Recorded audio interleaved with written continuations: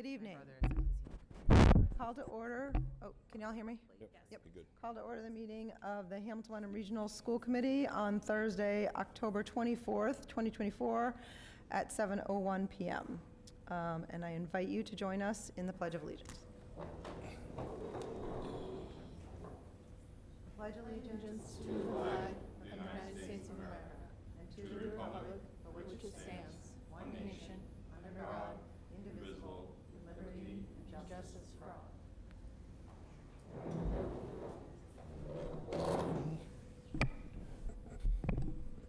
Okay, I'd like to just let everyone know that this meeting is being recorded and live streamed on HWCAM.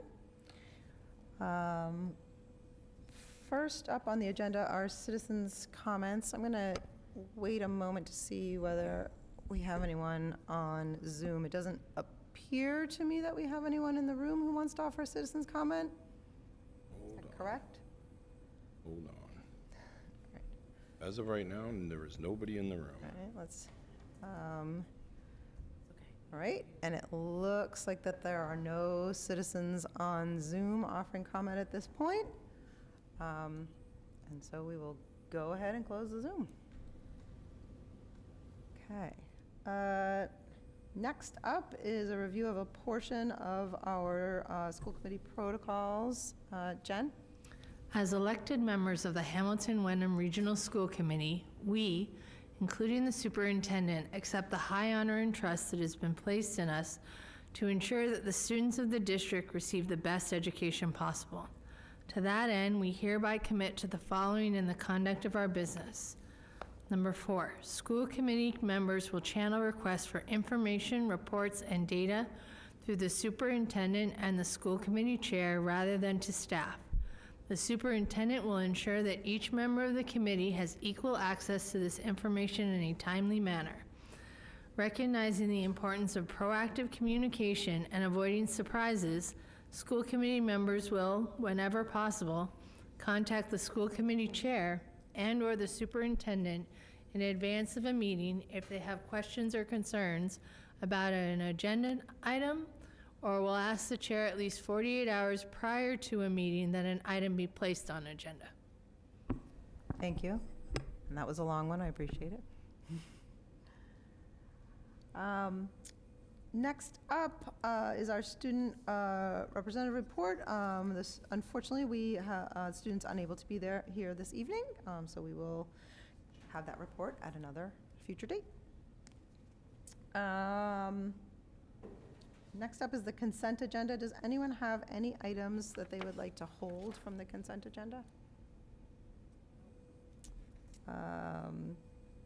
Julia, would you be willing to do the honors and make a motion? Oh, yes. I make a motion that the school committee accept the consent agenda as presented. Second. Second by Jen. All those in favor?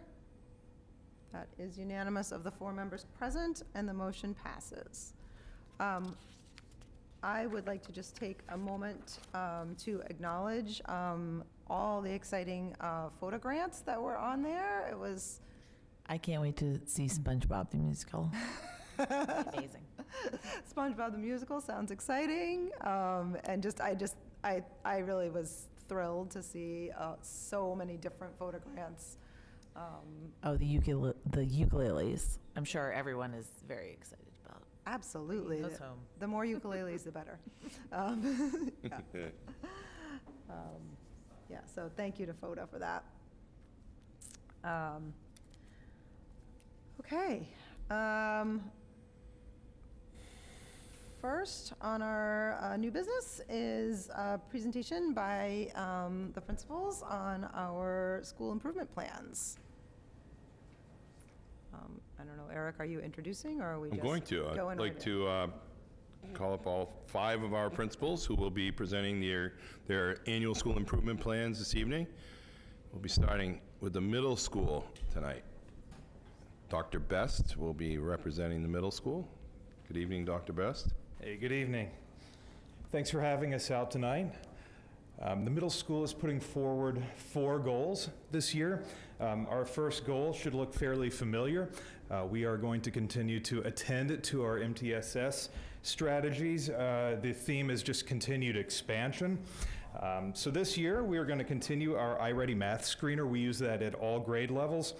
3 times a year. It's great data for us to have, and we're able to pass that final 8th grade screening data onto the high school so that there's a continuation of that from the middle to the high school.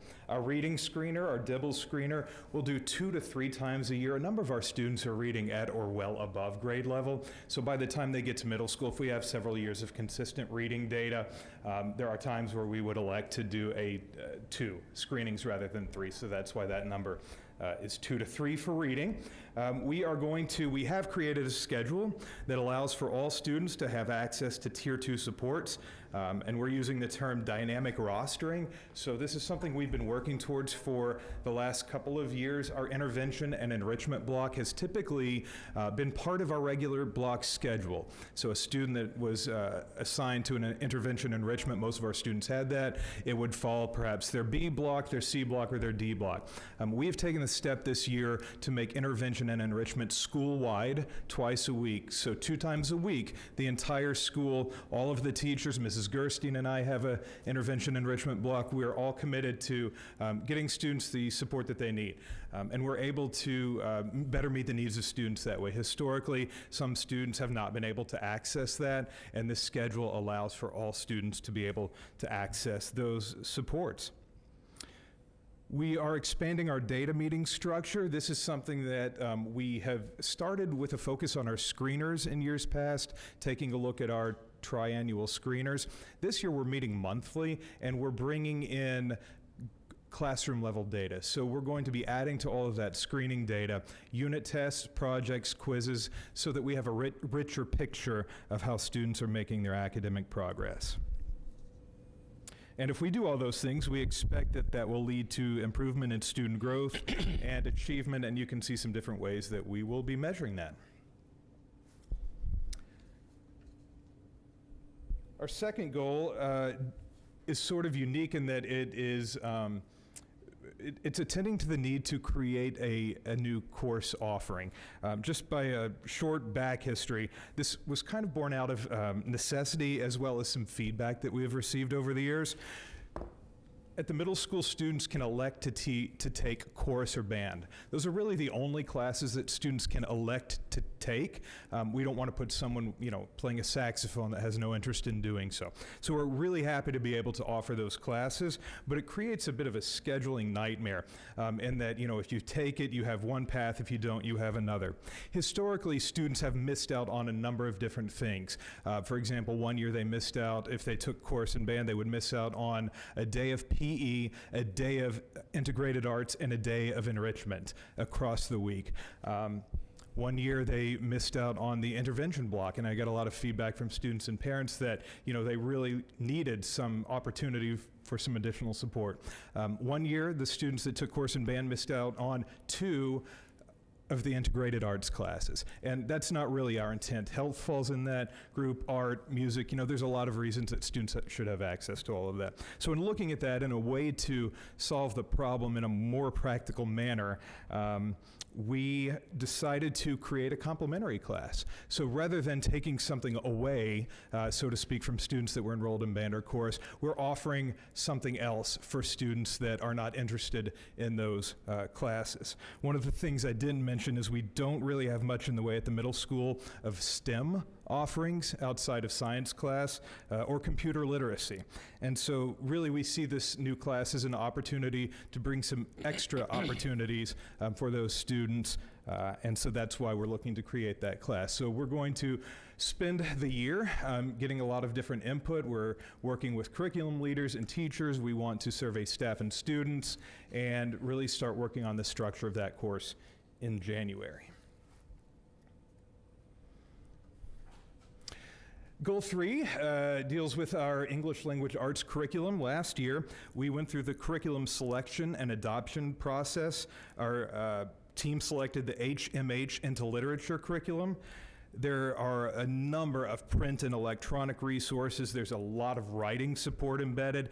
Teachers are really enjoying the plethora of resources that are available, but this is a heavy lift. Anytime you adopt a new curriculum, there's really a lot of work that goes into it.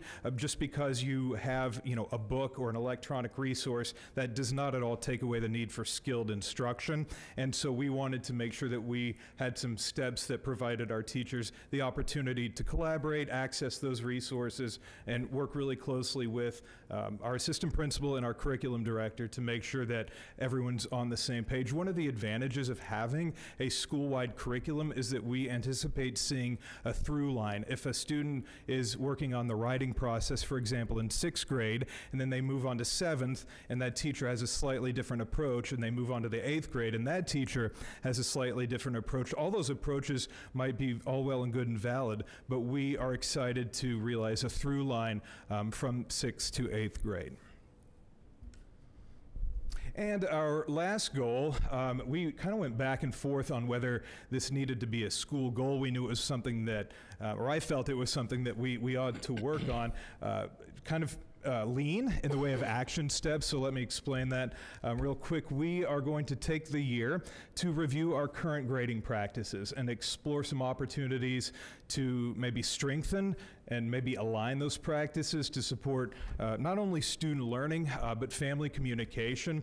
We did an exercise in our first staff meeting this year that was really a lot of fun. We had teachers independently fill out a survey about their grading process, some of the practices they used, some of the approaches that they took, and we did it through Google Form so we could see the immediate results. And it was quite fascinating how everyone had some really fantastic ideas and approaches to how to grade and report those grades, but many of them were very different from one another. So that really has sparked some really good conversation. There were 2 areas that we were very, very consistent in.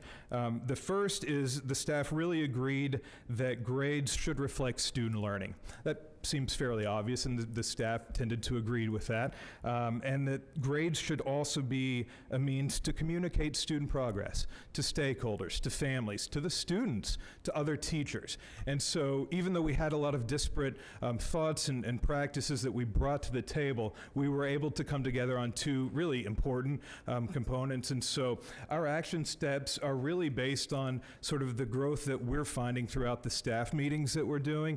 We're reading some articles, we're having a lot of spirited debate and conversation, and our hope is that at the end of the year, if we find some opportunity where alignment makes sense and some practices that really could benefit being universal across the school, that we'll find a way to adopt and use those practices. That's our 4 goals for the year. Does anyone have any questions?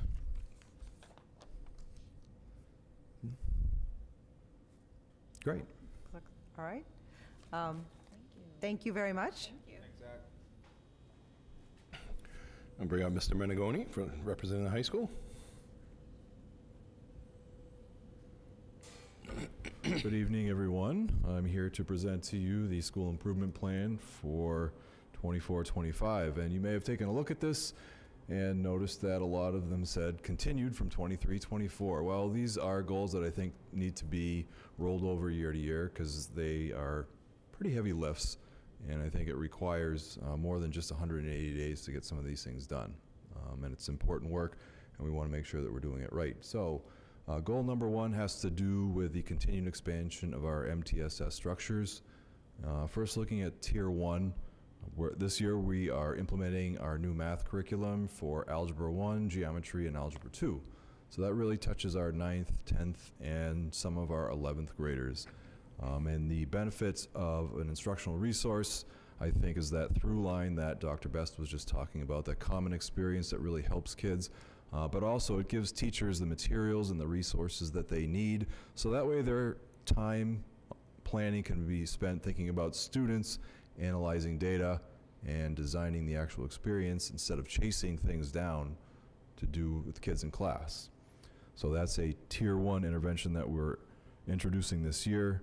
Also, grade 9, we've adopted a common set of executive functioning practices. It's very important for our youngest learners in the high school to understand what it is they're supposed to do when they enter a classroom. Something simple like that actually matters. Also at the other end, the end of class, it's really nice for kids to know what it is they're supposed to do when they go home.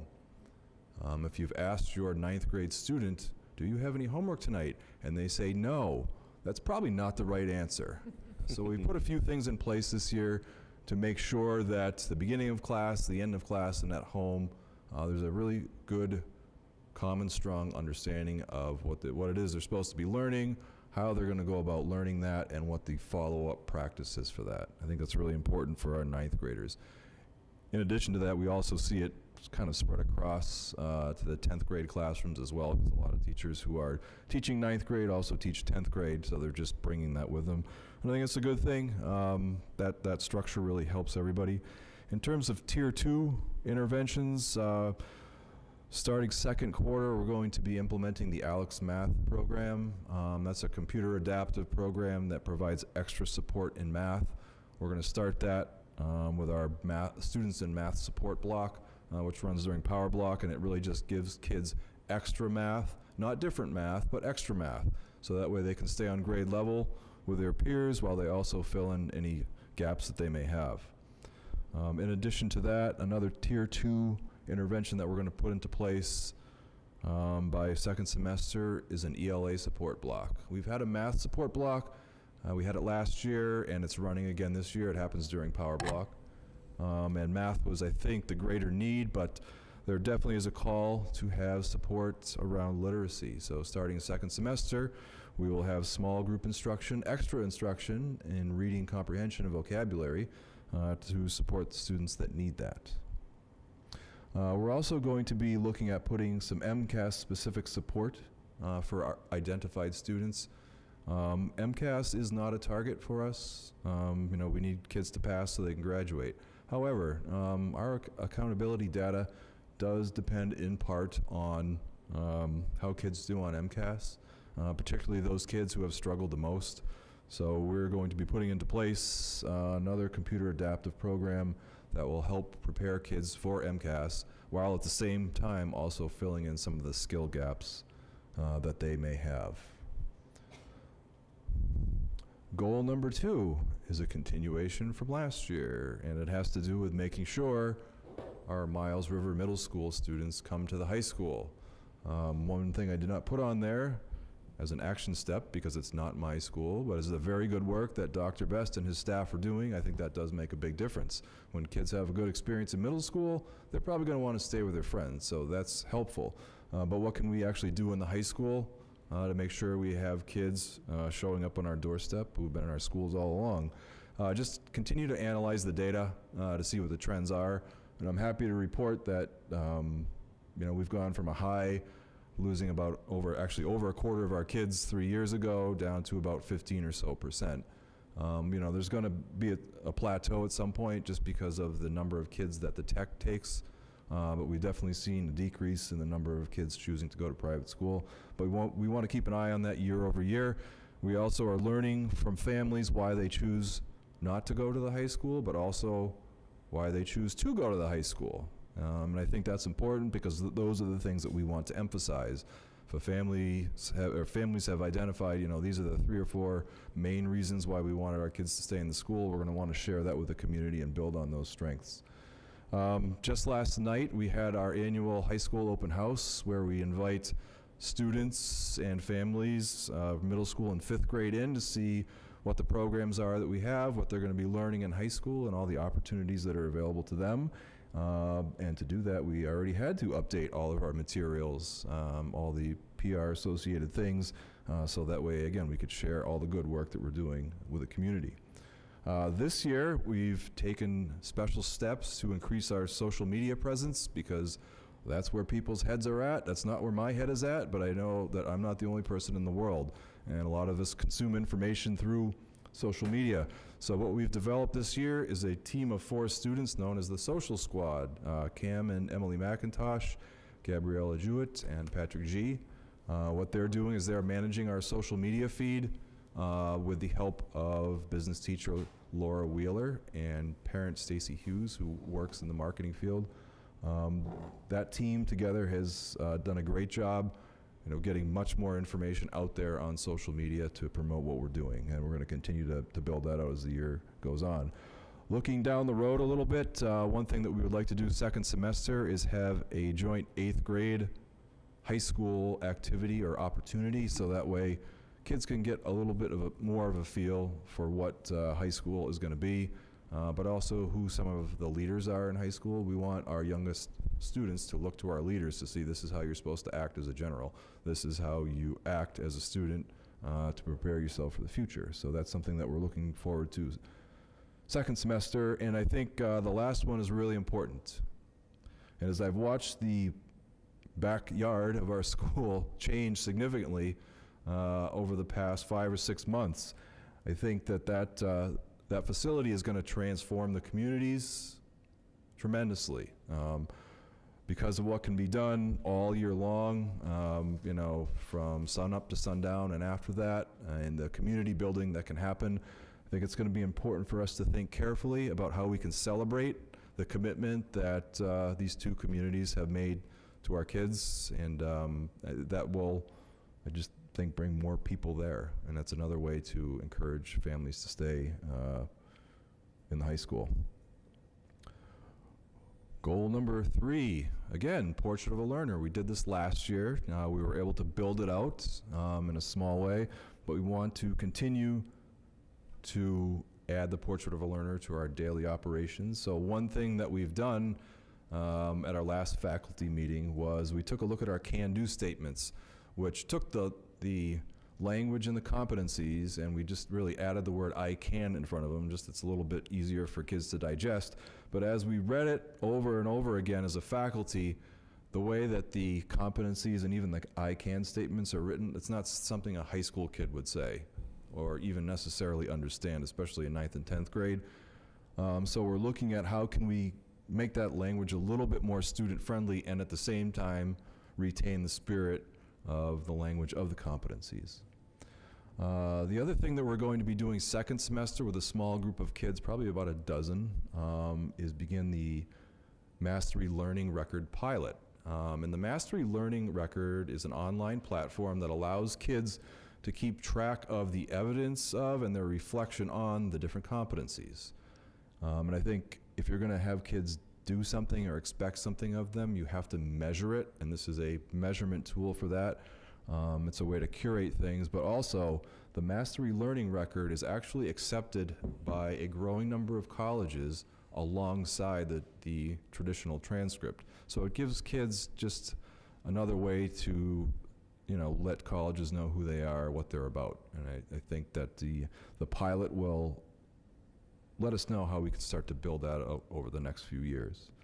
And the other thing that we're actively working on right now, we have a team that meets once a month, is building a strategic plan for the rest of the year and beyond related to Portrait of a Learner, because we want to think about, okay, by June, what do we want to have accomplished with this? We have a couple of small things in place right now where we have a Student of the Month type program that recognizes kids who are showing these competencies.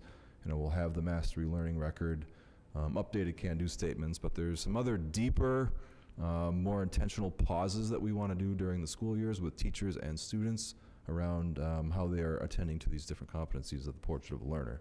So that's what that strategic plan is designed to do, is to give us the structure where we can actually put these things into place.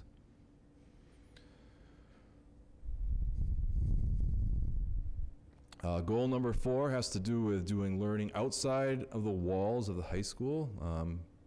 Kids spend 17 hours of their day outside of high school, and they are actually learning, so we want to emphasize that a little bit. We had our 9th grade class recently attend a class field trip up to Maine, Mount Agamenticus, and then they get to go play at the beach for a little bit after that. But I think that's a good experience for them. They have to kind of relearn each other a little bit, and how they're going to conduct themselves in a very different setting outside of school. It takes them out of their routine, out of their comfort zone. We had a number of team building activities on top of the mountain for them to do, and it was kind of cool to see different kids step up who may be kind of quiet in an academic setting in the building. However, when you put them outside, rules change a little bit, and you see different people climb to the top a little bit. So that was pretty cool, and that's something that we plan to do with all of our 9th grade students. We've increased the outreach to seniors and families around our internship program. We've already made that information available to parents who attended the college webinar in September, and we have a small team who will be pushing more of that information out in December. Related to that is we're investigating the Innovation Career Pathway. This is a program that the state runs where it asks students to take a pathway of courses, but also they want students to have a significant internship experience that's related to those pathway courses. And you choose from, I think it's 6 different career pathways. It could be business, it could be life science, it could be IT, anything like that. We want to investigate carefully, though, if this is going to work for us. And I bring that up because we've had discussions as Cape Ann League principals, you know, who's doing the innovation career pathways. And one theme that has arisen is, are we big enough ourselves as a school to actually do that? Because there are some demands placed upon the school, and we do have a small pool of kids. And, you know, how many of these pathways can you do? Could you perhaps replicate it without adding some extra layers on? Because if you participate in a state program, you do get some nice state funding, but then you also get the nice state expectations and data reporting, which might not be what you're looking for. So really what this team is doing is they're investigating the feasibility of it, and we hope by April they'll really have an answer for us about, yeah, we could go ahead with this, and here are our recommended pathways or pathway that we would like to pursue. And the application to become a part of that program actually happens in the summer. And it's a multi-step application, and it takes a while to get it up and running. I mean, it's a great program. The question is it for us? You know, and a significant consideration is just the size of our school.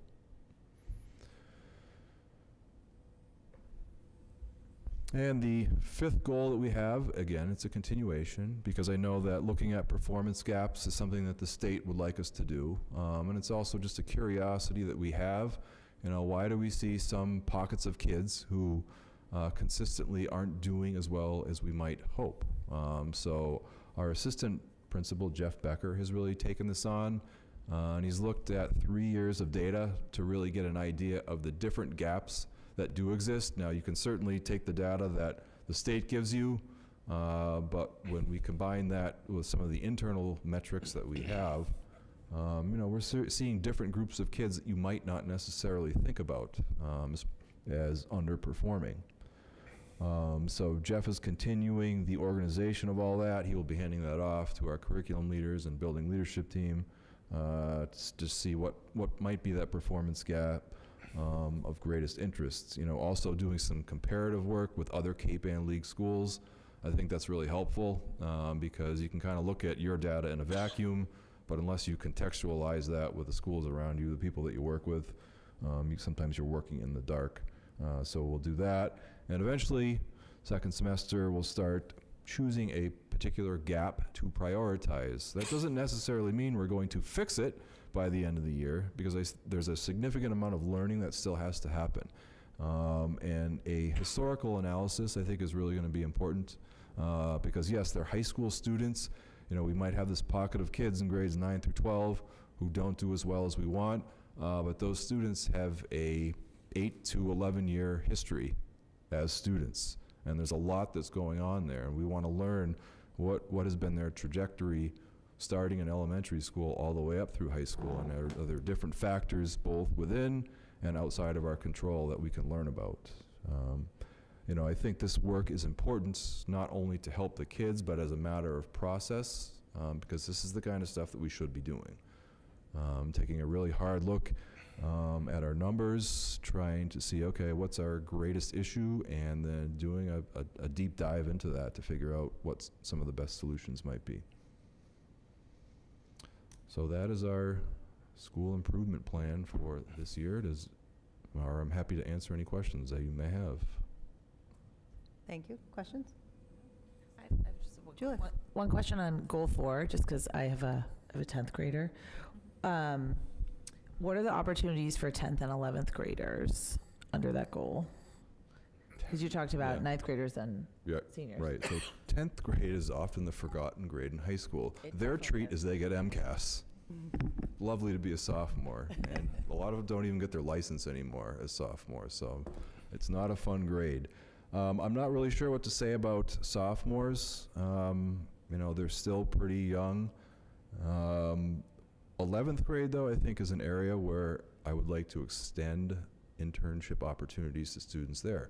First of all, they tend to have their licenses, and transportation is a reality of participating in some type of internship.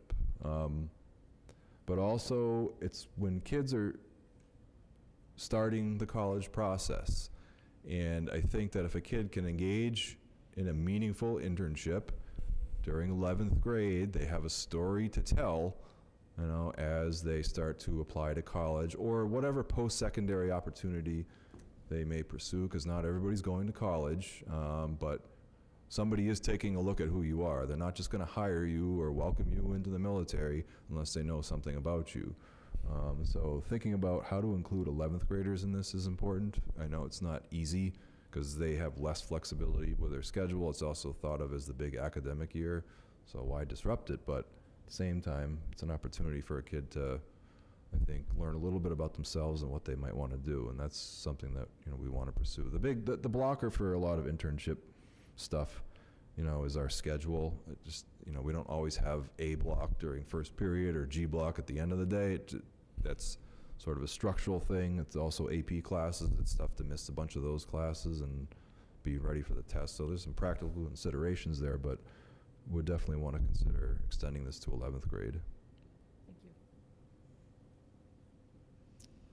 Other questions? I'm not sure, and it's actually interesting that you just brought it up. Again, was the schedule. I had a note for, I noticed both you and Dr. Best talked about some, especially the MTSS stuff, but you just brought it up again about the internships, about, I'm not really even sure what the question is, just the challenges of the schedule in terms of making these goals a reality, that you're having to do a lot of work around the schedule. I guess maybe there's not a question there. It was just something I was sort of noticing that I see that as a challenge, and I'm wondering if you're seeing it as a real challenge. I think it is. You work around that kind of stuff. I think that, our students don't like to miss class. That's just how a lot of them are wired, and, that working with them around that, I think, is something that might help get more kids to an internship. At the same time, I don't want to force kids, like everybody as a senior has to do an internship. That's not helpful, I don't think, because you're going to force some kids who don't want to do it, participate in an internship program. The issue with the schedule, I think you can largely work around that. I think it has to do with, the kids maybe not wanting to miss class or not take, a class they're really interested in. So there's that tension there that you have to work through with students on an individual level. Yeah, no, sort of just an observation about, I can see that it's a challenge at both the middle and Yep. high school to, okay. Yep. I have a question about Goal 3, the Mastery Learning Record pilot. We do something similar at Salem State, but in our case, it's actually built into specific courses. My concern of running a pilot that isn't built into a specific course is these kids are already crazy busy. And if you add on this extra pilot outside of their actual course responsibilities, then you may get a lot of negative feedback, not because it isn't a worthwhile activity, but because they feel that they're doing this activity and they're just doing it to do it. Yeah. They aren't getting any credit for it or anything like that. Yeah. No, that's probably one reason why we're doing a pilot, is to have a small number of kids so that we can collect that data, without having everybody do this and it just being a madhouse. And, there is some benefit for the student here.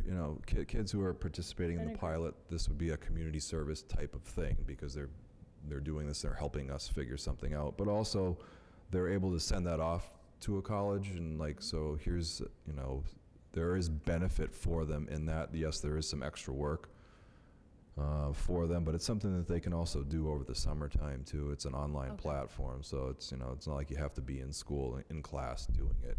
And a lot of it too, what I like about the Mastery Learning Record and the way they've set it up is that it's not only tied to school stuff. Like a kid can sit there and reflect on how they're a good communicator by the 8 million other things they're doing in their lives besides school, and so I think it's a cool way for kids to talk about who they are, but it's also a nice tool for developing self-awareness, which is, I think, a really important thing for students to have. No, I 100% agree. Thank you. Anybody have anything else? Thank you very much. Thank you. Yeah, no, thank you. Oh, no, sorry.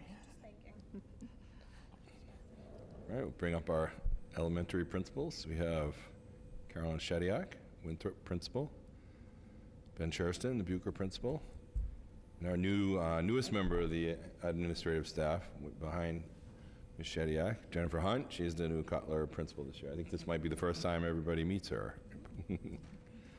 Welcome to the fire. No, I'm kidding. Good evening, I'm Carolyn Shediak, principal at the Winthrop School. All three elementary schools have aligned all of our goals this year, so we're each going to address one of them, and I'm going to start with our first goal, which is a continuation of our MTSS literacy goal from last year. By the end of the 2026 school year, the Hamilton-Wenham Regional School District will strengthen the multi-tiered systems of support, MTSS model, across all elementary schools targeting learning outcomes in literacy. The goal is the same, but what has changed this year is are the action steps. And they are slight shifts from action steps that we've had in the past. As you know, or hopefully know, we are in our third year of using CKLA as our core Tier 1 instructional materials at grades K through 5. We've had great outcomes from using this material, and teachers are now in the mode of really understanding the program, and this year we're able to do those little responding to student needs while we are still implementing with as close to fidelity as we possibly can. But the teachers now know what they're doing and can really make some adjustments where necessary. So the action steps that have changed this year are that we are implementing grade level K to 3 intervention blocks into the master schedule to support Tier 2 interventions. The adjustment was that last year we had solid intervention blocks K to 5. This year we have shifted because our LAC, our literacy interventions, are going to focus mostly in K to 3 this year. We do have intervention blocks in grades 4 to 5, but it's 2 days a week, 2 days for grade 4 and 2 days for grade 5. Those intervention times generally align. But the literacy intervention from the LAC is supporting K to 3. Last year, literacy intervention did not support the kindergartners. It was the teachers and the kindergarten teaching assistants who supported it. So we've shifted that support down to kindergarten this year. We are continuing to do literacy benchmarks 3 times a year using Early Bird as our kindergarten benchmark screeners, and then we're using DIBELS for grades 3 to 5. We're doing those assessments 3 times a year, and those are really informing the students that we are identifying who need additional Tier 2 supports. We continue to adjust and target our professional development plans to align to our MTSS needs at the school and district goals and meeting our teachers' license requirements. Some of the things that we've already done this year is to provide some PD for grades 3 to 5 teachers around spelling interventions, what fluency and vocabulary work looks like in the upper grades. We are implementing a new literacy intervention tool. Kindergarten, well, it's really first grade through third grade. Kindergarten has the option to use it, called UFly, which is University of Florida Literacy Intervention Program. It's a widely regarded intervention program that is going to be easy to implement, but it's going to be really targeted towards student needs. So the teachers got some professional development around using this new resource. As far as defining roles and responsibilities for classroom teachers and other support staff for in-class Tier 2 interventions during the identified blocks, that really relates to, in kindergarten, we will have the kindergarten teachers, the kindergarten teaching assistants or ESPs, as well as ESPs in the kindergarten intervention blocks, and everybody will have a defined role, and they will know exactly which students they're working with and what they're targeting with those students. In grades 1 through 3, it's going to be the kindergarten teachers as well as the literacy support, and everybody's going to know which students they're working with and what the targeted goals are for those students in interventions. I should mention, and I know that Dr. Best was referring to it as an intervention and enrichment block, and I just want to be clear that for those students that need enrichment, that's the time that those students are getting their enrichment also. We are, as I mentioned, we're strengthening our literacy MTSS model by refining the instructional resources. So I mentioned that we are now using UFly as a primary intervention tool, that the teachers that have to deliver the interventions, that's the tool that they're using. The LAC is still using the Hill for Literacy model for their interventions. And then we are continuing to review Tier 1 instruction and student progress in our PLC meetings. Last year we called them data meetings. We wanted to sort of shift the idea that we're not just, it's not always data focused, but we want to look at how students are doing in the classroom. We're triangulating the assessments as well as how students are doing on classroom assessments, and also looking at some of our instructional materials and giving teachers some time to look deeply at those things. So we're expanding our use of those Wednesday morning data meetings to make sure that we're meeting the needs of all students and helping the teachers understand the instructional materials that they're using. So that's goal number 1. Any questions? Or do you want to do all 3 goals and then ask all questions? No, we can do questions one at a time. Questions, Okay. anyone? All right, thank you. Thank you. Thanks, Carolyn. All right, good evening. I'm Jennifer Hunt, the new principal at the Cutler Elementary School. Very happy to be here.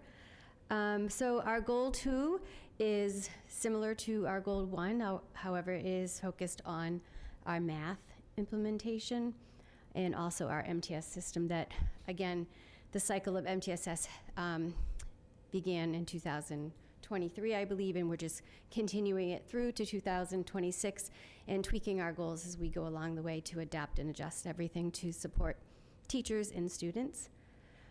So by the end of 2026 school year, the Hamilton-Wenham Regional School District will strengthen the multi-tiered system of supports model across all elementary schools targeting learning, outcomes, and math. This year, we are implementing a new math curriculum. It's called Eureka Math Squared, and this was vetted by our math curriculum team last year, along with other math curriculum, and it was also piloted by some of our teachers in the different elementary schools, and it was almost unanimously chosen to be the math curriculum of choice. I will say that having used Eureka Math Squared in previous districts, it is truly a great math curriculum, and it really focuses on developing higher level mathematical thinking, developing strategies, so children are learning a variety of different strategies to problem solve. It is also very good in terms of differentiating for our diverse learners. This year, we have already begun in the summer training professional development for all of our teachers, our principals, and our instructional coaches, and that is something that is going to continue throughout the school year and into next year. We actually wrote a grant with Jennifer Clifford through DESE to support the implementation of this of this math curriculum. So we have been meeting with them, and we will be doing some walkthroughs in the building and meeting with teachers and seeing sort of targeted areas of support. Let's see. And also just something to say, we are fortunate in this district to have our instructional coaches. So along with our instructional coaches, principals are meeting with teachers on a regular basis, not just in our PLC meetings, but weekly, to kind of look at where we can be of support to teachers, whether it be unpacking one of the modules or if it might be modeling a lesson, co-teaching. It's been a great experience to have the opportunity to work alongside the instructional coach. So again, we're training for coaches and principals to support implementing the new curriculum, and going into that MTSS model of looking at Tier 2 instruction. So Eureka Math Squared actually has lots of opportunities for a variety of assessments, not just paper assessments, but there are a variety of digital assessments, one of which is actually a pre-assessment, and it's called Equip. And what that actually does, it acts like a diagnostic tool for assessing students, and it gives you the information, it gives teachers and principals and coaches the information that you would need looking at specific students who need support in specific skills, and then it actually gives you the materials and the activities and the instruction to do that Tier 2 intervention. Then again, on the other side of that, the enrichment component is also something that Eureka Math looks at. Let's see. And we actually, 2 of the elementary schools this year are going to have Title I support, so that's just another level of intervention. Once we have that up and running, we'll have that support to kind of go into those times during the day that we are looking to do intervention. And what else was I going to say? Eureka Math Squared, okay. And the review of Tier 1 instruction is an ongoing process. We are together working as principals to make sure that that Tier 1 instruction is of a higher leverage, and that students are meeting benchmarks and making progress in the Tier 1 instruction. We do meet weekly with our PLCs, and that is the professional learning community. Like Carolyn said, it's not just data teams, but we meet every 6 weeks, either with whatever grade level, but also focusing on literacy, but also math. And we do a lot of focused discussions around, again, unpacking modules, looking at materials that are needed, looking to see where teachers might need support from the principals or the coaches in a variety of different areas. And I do, again, think that is something that is going very well. So I'm happy to answer any questions. Thank you. Questions? All right, thank you. Very much. Thank you, Jen.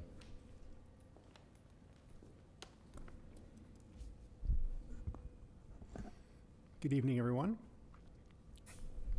My name is Ben Scherschel. I'm the principal of Bucher Elementary. And I want to talk about our third goal. The goal here is around supporting the connection between the responsive classroom core values and the identified district core values. Last year, the elementary schools adopted the new district core values: passion for learning, belonging, inclusivity, curiosity, partnerships, and integrity. While they are great values, it is not very kid-friendly language.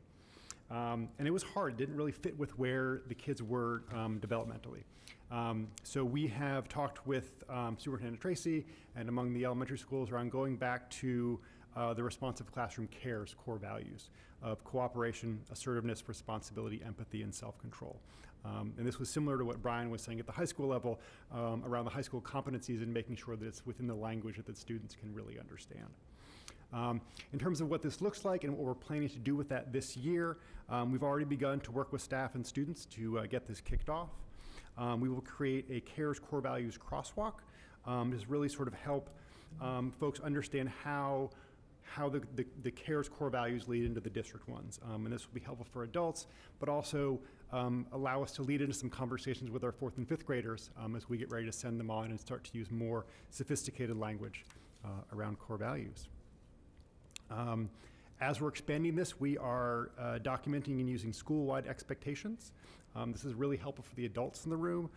Eric uses the phrase all means all. My version of that is everybody's kids are everybody's kids.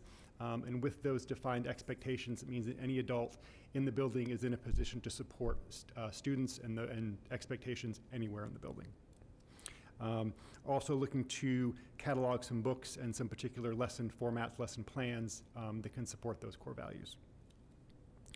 The other piece that we're really thinking about is the specialist teachers, art, music, PE, and library. We share them, so this needs to be a consistent work across 3 schools. Specialists see kids for 50 minutes a week. So they don't really have the opportunity or the time to really push these core values. The only way it works for them is if it can happen school-wide, if it can happen in the classroom, and then they can pick it up and run with it.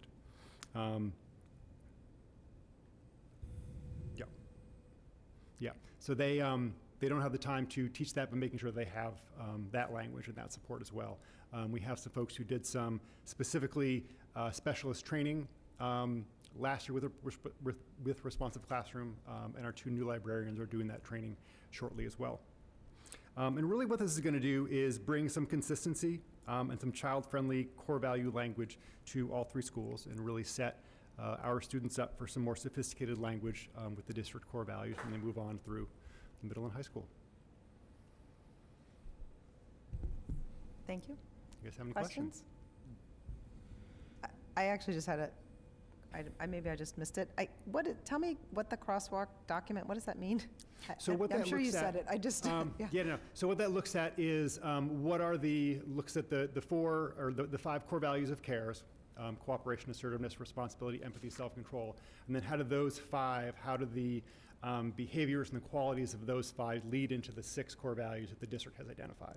So really making that connection concrete. is that a document that's primarily for educators as opposed to like the poster that is really Yeah, for primarily for educators, but also when we think about our 4th and 5th graders and getting ready to send them up to the middle school, being able to have that conversation around, this is the language we've been using, this is the language Dr. Best will be using next year, and this is how these are all connected. Thank you. Okay. Ben, is there a specific test instrument for testing whether a student has a passion for learning? I mean, it's one of our core values, but how, going through from the time they start all the way through to high school graduation, how do you keep track of whether we've helped that or killed it? I got to think about that one. That's a good question. Around how do we assess our core values? I don't know. I don't know the answer to that question. Okay. I know that with the 5 core values and defining what those look like across the different areas in the school, we can see where we're seeing success and where we're not with those. But in terms of the larger district core values, that will be really interesting to explore. How do we define success with those? Yeah, it'd be interesting if there must be an instrument out there somewhere, but I have no idea. Yeah. Okay, thank you. Jen? This, not a question for you so much. Okay.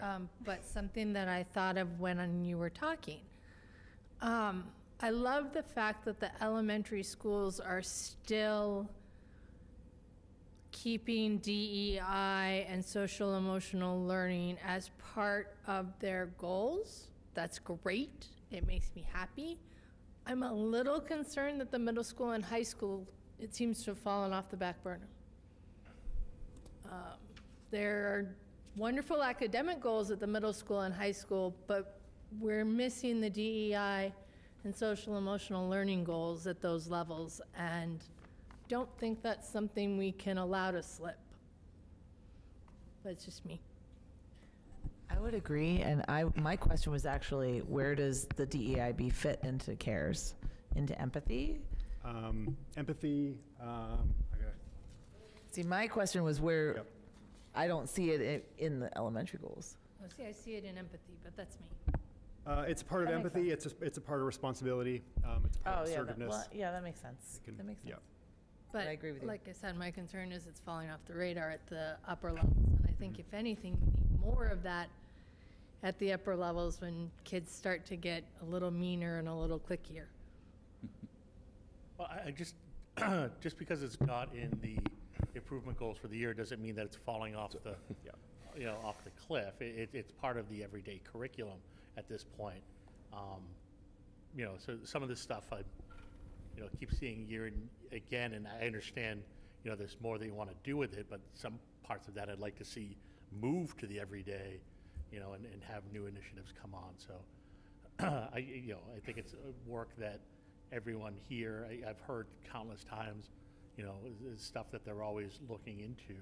So it doesn't necessarily worry me that it's not on their goals for this year, and meaning that it's going to be put to the wayside. If I think if trouble arose this year and some key things happened, I would imagine that we would see it on next year's goals because they were found a place that they were lacking a little. I think back a little bit to the elementary goals from last year, where the Bucher third goal was different. Ours was around fact fluency, and the Cutler and Winthrop goals were around some SEL stuff. And that didn't mean that they weren't doing fact fluency. I know that they were. It didn't mean that I wasn't doing SEL, but it was just what are we coming back and reporting on at the end of the year. And yet, to Dave's point, there's a lot going on that is not in these three goals. Can I Sure. Yeah, I think it's important to note, thank you for saying what you said, Dave. I think the bigger piece is we build this stuff in all the time. If you talk to Kristen Lazaro at the high school, middle school, she's constantly working with people and groups of kids around the CASEL system. And the middle school work related to executive functioning is part of the SEL program, where they're specifically helping kids to better understand themselves, how they function, and then the tools they can use. So they're definitely still there. They don't go away for us, especially with all of the diverse the diversity within our student body. When you start to look at the needs of different levels of kids, different subgroups that are specifically outlined, and then you have each principal saying, all right, I'm going to come up with 3, maybe 4 goals, but it's like my goals I'm going to present tonight. There's probably 25 other things that are going on kind of behind the scenes. So I don't think it's dropped. Do you want to jump in there? I noticed just very quick, I know we've taken a lot of your time. It is embedded in the middle and high school, and I can't speak for Brian, but in the middle school, our work on the ELA curriculum, one of the really strong guiding components of selecting a curriculum was the DEIB lens. So, for example, the curriculum that we selected goes out of its way to provide multiple representations, student choice, student voice, and so students are really seeing themselves in the curriculum unlike they have ever done it before. So, absolutely not going away. That's an example. Happy to give more. Does that help a little? Okay, great. Yeah. Perfect. So maybe seeing all the goals through a lens, like a DIB lens. Yeah. Yeah, Dr. Best won't have to speak for me either. So I think, Jen, you bring up a good point. Social emotional learning happens every day, all the time. We don't explicitly call it that. However, it does happen. We're helping adolescents develop, and you have to have pauses with them often to, remind them of, what exactly we're doing here. Zach talked about the books that they read.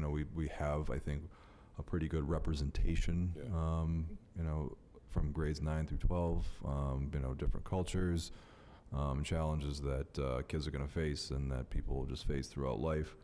But also, when you walk into a classroom in the high school, it's pretty rare to see kids sitting in rows doing things by themselves. I think the most prevalent mode of instruction really is in the group setting. In order to work effectively in a group, you are constantly putting your social emotional learning skills to practice. So there are a number of ways that we do this also with our, grade 9 and 10 health and wellness curriculum, Project Adventure stuff. That's definitely a huge push there. But again, because high school kids don't just take classes, they participate in a billion different activities. You think of all the social emotional learning that a kid goes through if they are involved in a sport. The ups and downs and the good things and the bad things that happen in a single contest. They need to learn how to keep their minds about them, to remember that they're part of a bigger whole, and so they're getting chances to practice those kinds of things. What I would say is that there may be space, certainly over time, to call some of these skills out specifically. but still keep them embedded in the curriculum and the experiences that we already have, because a lot of that work is being done. Thank you. Okay, any other questions? Right, thank you. Thank you all for those very helpful presentations and for your time this evening. Thank you. Yeah, thank you to the principals and the staff for the work they've been doing. There's an incredible amount of work going on just outside of these goals in our schools every single day. New curriculum implementation, looking at all different types of assessments, trying to find the best learning paths for our kids, and the different opportunities that we create for kids don't just appear. Our teachers and our principals and our coaches are all working together to make that happen in kind of a more cohesive fashion. That's kind of we targeted 3 years ago once we started MTSS. So thank you to all of you and all of your staffs. Thank you. Thanks. Okay, next up, we have a discussion. I'm going to turn it over to Amy to talk about some visual communications and branding. Thanks. Thank you. So over at the end of the summer, we, at our workshop, discussed some ideas for our visual communications improvement. So I just have an update. We talked about, it seemed that the committee came to a consensus about an option for a new logo and a type treatment. And the ask was for me to investigate different color choices. So I have some more options for everybody to look at. And I just wanted to hold a discussion and potentially come up with decision-making so that we can start to create assets for, especially the athletic fields project is in need of signage and things like that that would be affected by these decisions. So I can walk through the deck and then we can have a discussion. So just restating the goal, our new visual communication system will reflect the values and goals of the district, unify and clarify our communications, and express the quality of our district. Beep. So this is just restating what I just said, what we went over in August. We gravitated towards the second option I showed, the crest. There's pictures later. The ask tonight is toward finalizing. Next. So this is the version that the committee seemed to gravitate toward. This is 2 versions that can be used on different applications on what the needs are. Sometimes with letterhead, it's good to have a different orientation. I believe the next slide is an explanation of the design choices, 4 stars to represent our 4-star that we use currently in some signage and some athletic uniforms. I have to update the slide. 6 stripes, 1 for each tenet of Portrait of a Learner. The shield shape is traditionally used in school branding. It signifies stability, protection, and safety. And then the friendly typeface for the HW balances out the traditional crest shape to be friendly and approachable. So this is the colorway that I originally presented, but there's some options coming up.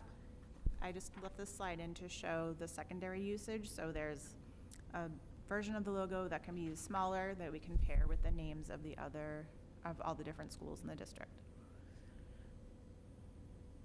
This was the previous color option that I brought to the workshop at the end of the summer. Some of the feedback was that it was a little bit flat and not enough options for some of our other activities beyond academics and athletics. So I brought 2 other color options, and it's going to be really hard to see them beautifully on this projector. So if you have access on your own laptop to look at the exhibit, I would encourage you to also do that. But this first option, wow, that looks so bad on the projection. Looks better. Much better on your own screen. So this one introduces a green color. The real color is like I named it a deep teal. The navy blue is a darker version than the one we currently use now. And then I balance it out with a silver color, which I believe we use now, but this is a blue silver color. Kept the cream color. I feel like it's a really warm and rich color for education. And then I added this bright green accent color, which I think might be interesting for both athletics and other activities. I have some mock-ups at the end that show it in use. And this is a cooler color set. This one is a warmer color set. So these colors, again, they look terrible on the projector. This has sort of a little bit of a brighter, warmer clay green, a brick color, an orange, and a soft yellow color, and then a silver gray that does not have a blue tone. So both of these, when I chose these palettes, have academics in mind, and athletics, and art activities. And we have so many clubs, especially at the high school. I was reading through them all, trying to get inspired to pull colors that different groups could use. So the rest, the typography, I didn't get any feedback on as far as wanting to see changes. I'll just reinstate the logo, and a universal typeface can be the one on the left, the Libra Franklin. All of these are free Google fonts, so these would be really easy to implement in anything anyone in the district needs to create. I know the district already uses Lato, the one in the middle. It has fantastic legibility. And then the one on the right, this monospaced typeface, it has a nice flexibility for a wide range of clubs and teams. So here are just some mock-ups so you can kind of feel what these are like in use. I'm not proposing to redesign the website or anything like that. These would be simple like CSS changes for color and typeface. So I tried to grab examples of things that we see weekly, memos, email, templates. If you keep going, I think I've mocked up a couple. So this is the old colorway of the banner. The next two slides, I believe, have examples of what the new colorways might look and feel like. So this a little more energy, a little more updated.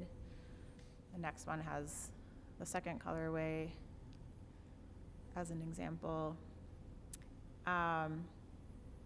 We saw the next couple of slides are things that we've looked at already. A couple more down are some examples of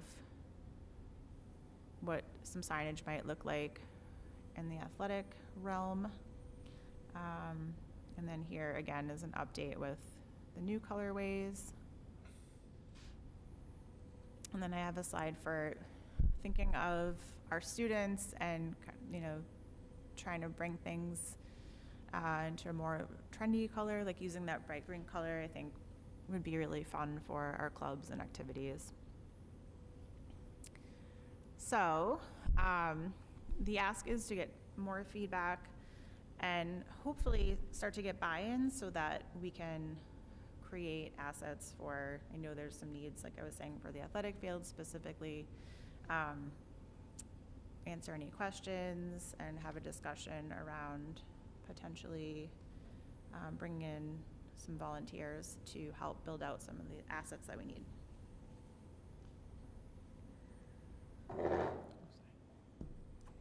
I like the last palette. That's all I'm gonna say. Like which one? The one with the. With that the one. green color? Yeah, I like that one. That one. Wait, If you're asking us for feedback, Yeah, that's the one I absolutely. like. no, which one do you like, with the orange or the other one? The navy and the orange and the. Mm-hmm. New color option 2. Yes. I think it's great. I think it's clean. I think it's modern. I think it's reflective of, where we're going. And I think it's easy to read. It's easy to look at. I mean, it's just very easy to see that, HW. And we were talking at the retreat about the star and how when I wear anything with the star on it, people think I'm in law enforcement, Yes. and Eric was saying that also. Nothing wrong with the star, but Right. I think it's supposed to be nautical, right? It's like Yeah. Yeah. Yes. a nautical thing? It's not supposed to be Well, it is nautical? a nautical So what the star. heck is it supposed to be? It's a nautical because it Oh, the represents. general, right, okay, well, we're not getting rid of anything that has been before. No. We're just introducing something new. I think that's also very important. And I think that we are, you know what I mean, like we're just I modernizing. actually think it's the wrong direction. Uh-oh. So I walk into, 500 feet down the street and everything I see is black and orange when I'm walking to Beverly. Yeah. I go. Which is super to- ugly. I go another mile down the street and everything is navy and teal when I'm in Peabody, right? And we're introducing more of a color palette here rather than reinforcing the navy and white that is the generals, right? That's sort of So- the inherent problem we have. Can I ask a question, because that was sort of a question that I had, and, Yep. and I might, that was, maybe and to you, I was wondering about that, because, Yes. like, when it says secondary colors,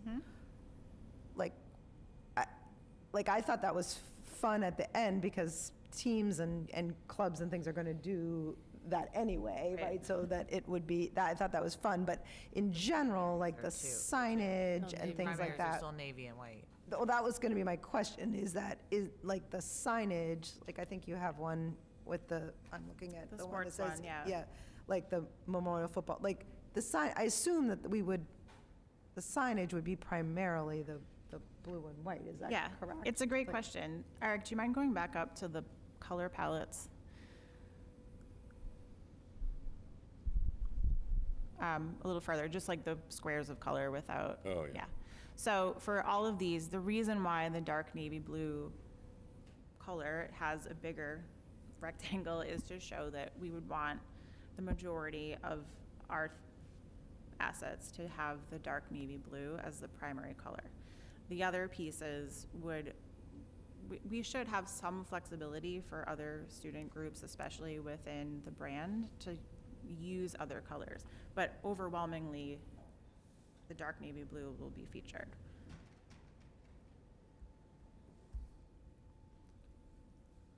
So I guess that, just, like, in general, I guess this is just a general design question, like, is the way does the way it normally works, that, like, if I'm gonna make something, like new water bottle, Yeah. and I say, well, I'm gonna use, then I would, if I wanna have an accent color, I would pick one of these colors, Exactly. is just, right. That's the idea. And typically, when you build out a brand guide, you can say, you will use this color 75% of the time, or in all assets, at least 50% will be dark navy blue, and then you can use one or two secondary colors. I know in my banner examples, I use more than one or two, but we can definitely we can put rules around what gets used and when, for sure. Well, I mean, towards the end, the slide with like the bag and the Mm-hmm. sweatshirt or whatever. Yep. Those are North Reading colors, right? The green and the yellow, right? Why would you ever want anyone in Hamilton Wenham to not have something that was not navy-based? Because I think, And the idea, I think, isn't that you're looking at secondary colors. I think you're looking at tertiary colors. The best example I have for this, and I think I might have said it before, is looking at the Seattle Seahawks, right? The Seahawks actually had a pretty similar color tone to we did, right? It was a navy, a silver, with a white tertiary, and then way back in the 70s and 80s, inside the Seahawk itself on the helmet started having this bright green to it. And in the early 2000s or so, when they got new ownership, they actually started taking that green, that tertiary color, which is that crazy green wild color that they've now pulled out there, which they do for like their color rush games and things like that, right? And so, but everything about Seattle Seahawk branding is based around that navy and silver, primary palette. so I totally hear where you're coming from. I think maybe I didn't explain this specific slide very well. Like, I see these assets or these materials like an iPhone case or a tote bag. These aren't necessarily advertising the district, but rather items that students can be proud of and have ownership over. I feel like one thing that gets a little bit lost with our current branding and offering is like everything feels very athletic. And I would love for some of the other, like the arts group, music group, et cetera, to have some offerings that are like differentiate them a little bit. That's just an idea. I'm totally open to hearing thoughts about how to work this. You know, I'll go back to sort of this saying that I've found myself saying more and more recently is that, you know, you make rules to break rules, or you make a plan to break a plan, right? And you know, when I'm coming up with a, excuse me, you know, at football practice earlier, I come up with a game plan on what the time is going to be and how I'm going to spend those 2 hours of football.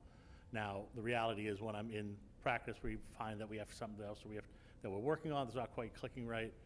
So now instead of 15 minutes on offensive plays, I now run to 20 minutes, right? So I have the plan to break the plan. I think right now we need to make the plan. We don't need to be thinking about breaking the plan. I think what we're really lacking in Hamilton Wenham is this clear set of guidelines to have everybody be able to then find themselves within there, right? I don't think that we already start thinking about ways that we can sort of spin it for different people. I think we give them a strong foundation on what the design element is for the district, right? So they actually have some sort of sense of pride, some sense of ownership in it, right? Where they actually know, again, I will go back to 2.5 years ago, sitting at a meeting when I was running again for re-election, and someone who grew up in this town quoted that they grew up here, they had so much pride for the blue and silver, right? The fact that you know, it's so uncommon to even know that we're navy and white district, right? It's So not blue and silver, it's not blue I have a and white. clarifying question. Sorry to interrupt, but I'm a little confused because the feedback to revisit the maroon and the cream was from you, but are you saying you just want to not have any other colors? Yeah, when I meant revisit, I meant like, Because we talked too last year, and you specifically talked about like, what if we added like a neon green color for athletics? so I actually was suggested like a cyan, but. Okay, But are you saying that you think that the Graphic district needs designers. to, are you saying that the district needs to to not have any secondary colors? I think no. I actually think that having a tertiary color is very important, right? I think that. So I guess I don't, I think I would guess I don't, consider wait, navy I as have the no, primary. I have no graphic design background, so I don't even know what you're talking about when you're, no, I know that tertiary means, I understand that tertiary means third, Yes. but what I'm not understing is, you're I saying. think the most important thing going I on don't right know- now. I don't know what you're right, saying. is the lack of like central, Yeah, we're gonna always have blue and white. like a lack of just a central database on where to get common graphics, common colors. That's common- next. Isn't that what we're doing? that's what's What's that? coming next. Isn't that what's, we're, Yeah, so Right. this is, so I'm, again, saying we're looking at the basics. Right, but David, you can't make a style guide until everyone says, yes, this is what we want. Then I can roll out a style guide. I can't make a style guide This is not the unless- style guide. This No. is just I suggestion. understand what a style Presentation. guide is. I actually didn't, because I'm not a graphic designer, but Um, I know now, after conversations, that this is not a style guide, it's just presenting options, and then we can. Ideas, yeah. So I guess maybe I misunderstood the direction at our workshop over the summer. I thought we were like whittling down ideas. That's why I came tonight and said, I would love approval or not, so then I can go forward and build out a style guide. This is not meant to be a style guide. Right, so I guess I came up out of that meeting with a different idea of, you know, saying, oh, I love the shield direction, but it's the same shield. It wasn't developed out anymore, right? And I think I actually mentioned there the fact that the 6 stripes for the tenets of the Portrait of the Graduate, right? The Portrait of the Graduate changes. So like actually having that as the basis of our foundation, of our, primary mark doesn't necessarily, hold up over time, but I do love the idea of the shield itself, right? I also, think that I'm looking at a different screen, but just the fact that it's, it's quite thin. It looks like an outline to me as well. It doesn't look finished. So I was really, when I thought we were leaving there is saying, oh, I like the direction we're going, that we're taking the first step, not that this was the ending point. I thought it was the beginning. So just as a parent, because I literally just went through my daughter's closet last weekend. She has at least 7 navy blue and white sweatshirts. Yes. To the point that they had sweatshirts this year on sale for junior class. I'm like, I'm not buying you another navy and white sweatshirt. Right. This gives them options while still maintaining like a cohesive theme. So we don't end up with blue and white and pink and white and, No, they're gonna different end up with shades of blue and orange white and blue. green right? If you rest that, right? Like, but then you go to an assembly, or you go to a sporting event, or you go to a concert, and they're all in navy, or everybody's all in white, right? And you actually look like a unified team, as opposed to, or community, as opposed to going in. I'm in the orange sweatshirt. I'm in the navy sweatshirt. I'm in another sweatshirt. Right? You're not. Well, they'll tell them what I feel to like wear. we're getting really hung up. I don't see the problem. Like, if you're at a concert, they'll tell you what to wear. If you're wearing a uniform, they'll tell you what to wear. But if you are out and about in the community, can't you just wear whatever you want to wear? I feel like we're getting really hung up on apparel, and I want to. That's true. We are getting very. Yeah, I I want to be sure, I want to be clear that, if you walk around in any of our buildings, if you get communications from our district, this was really the origin of this project was about communications and clarity. If you get something in the mail from the district, all of that will be navy and white. And so I think that my goal with introducing some other color options is more around, like the last slide reflects, like takeaways for the students to own. I don't think there's going to be a mistake about what our colors are for our sports team and for Our district. letterhead, our everything Yes, else is all going to be be navy. very uniform. And those are things that definitely I agree with you, like we'll live in a style guide and have rules around, but I don't know, I won't like die on this hill, like I'm fine with removing it if it's. Well, I always think accent colors, they're just like ones we could maybe use. I don't see them as, like, we're certainly not going to make the athletic fields like bright green. No. Like we're going to always do the But navy that, and white. That presentation right there is not accent colors. The banner is not. Sort of So showing. Well- neither are what the it looked shields like. above You it. could say, I'm sorry? Neither are the shields above it. Well, there, you could I find a think it's use just for those. showing. What if it lived with, with the drama club, if they wanted to use green instead of navy?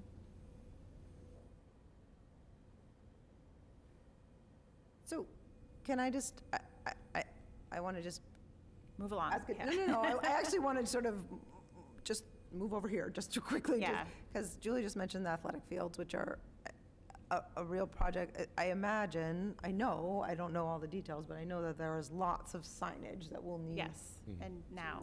Occur, and my concern, I'm concerned about timing. Yes, Like, me that's too. coming right up, and we have, I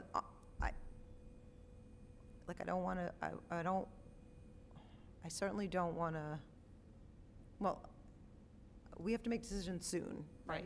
When do we need to make signage decisions, Eric? Very soon. Within the next 60 days, Okay.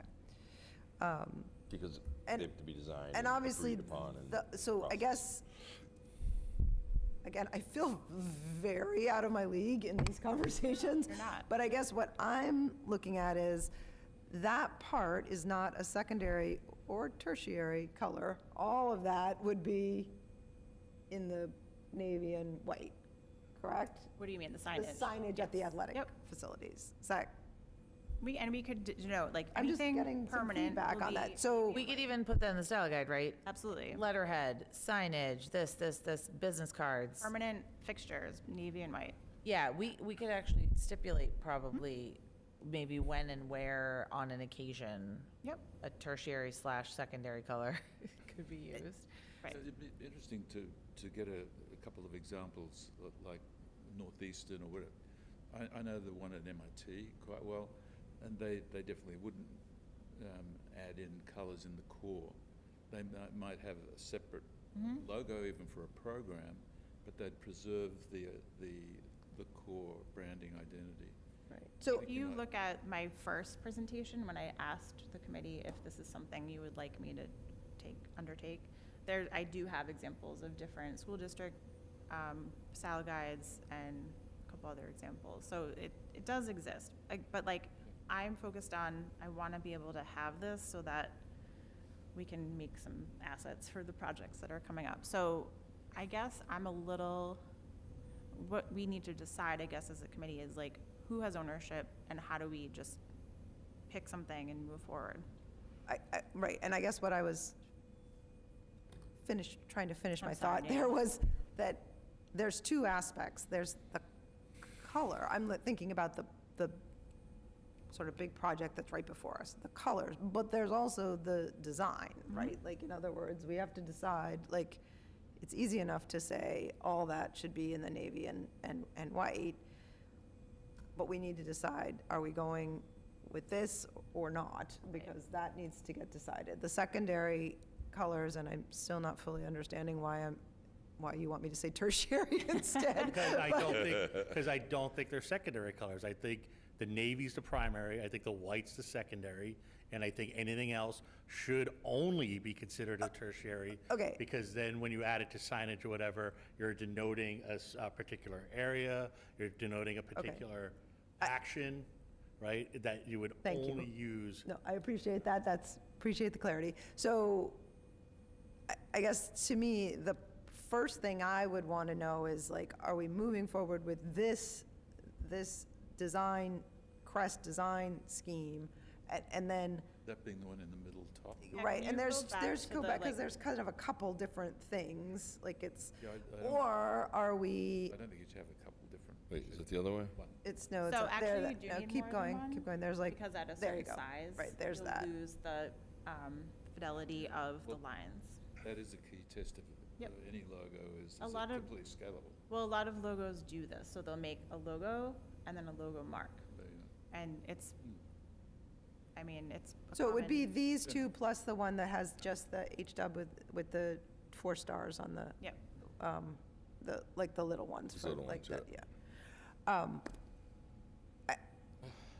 I guess, logo fights.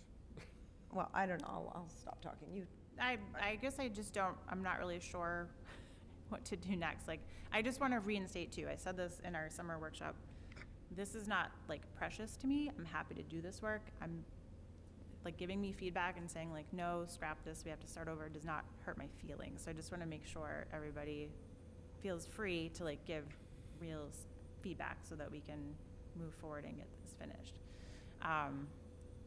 But I'm a little stuck on what to do and ask for next. Yeah, this is so like subjective, you know, this is very like, Yeah. what do we like, what do we not like? I mean, I like the HW with the stars on the other side, but some people might like this. well, I mean, I guess, well, go ahead. I was just going to say, you really need to define all of the use cases, particularly the smallest, so that you can actually visualize what.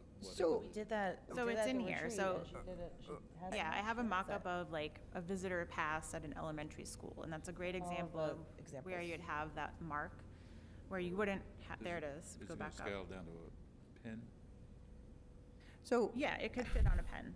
right, so, and I guess, and I'm sorry to keep jumping in, but I guess what I'm trying to say is, we need to say, like, yes, if we said, yes, this is what we want to do, then all of those things that you're talking about and you're asking, like, those would be all the things that would be the deliverables. We'd be saying, okay, now we need a whole design, style guide and a Right. design that everybody knows that it's scalable and this, like that, we'd be saying, take this and make that.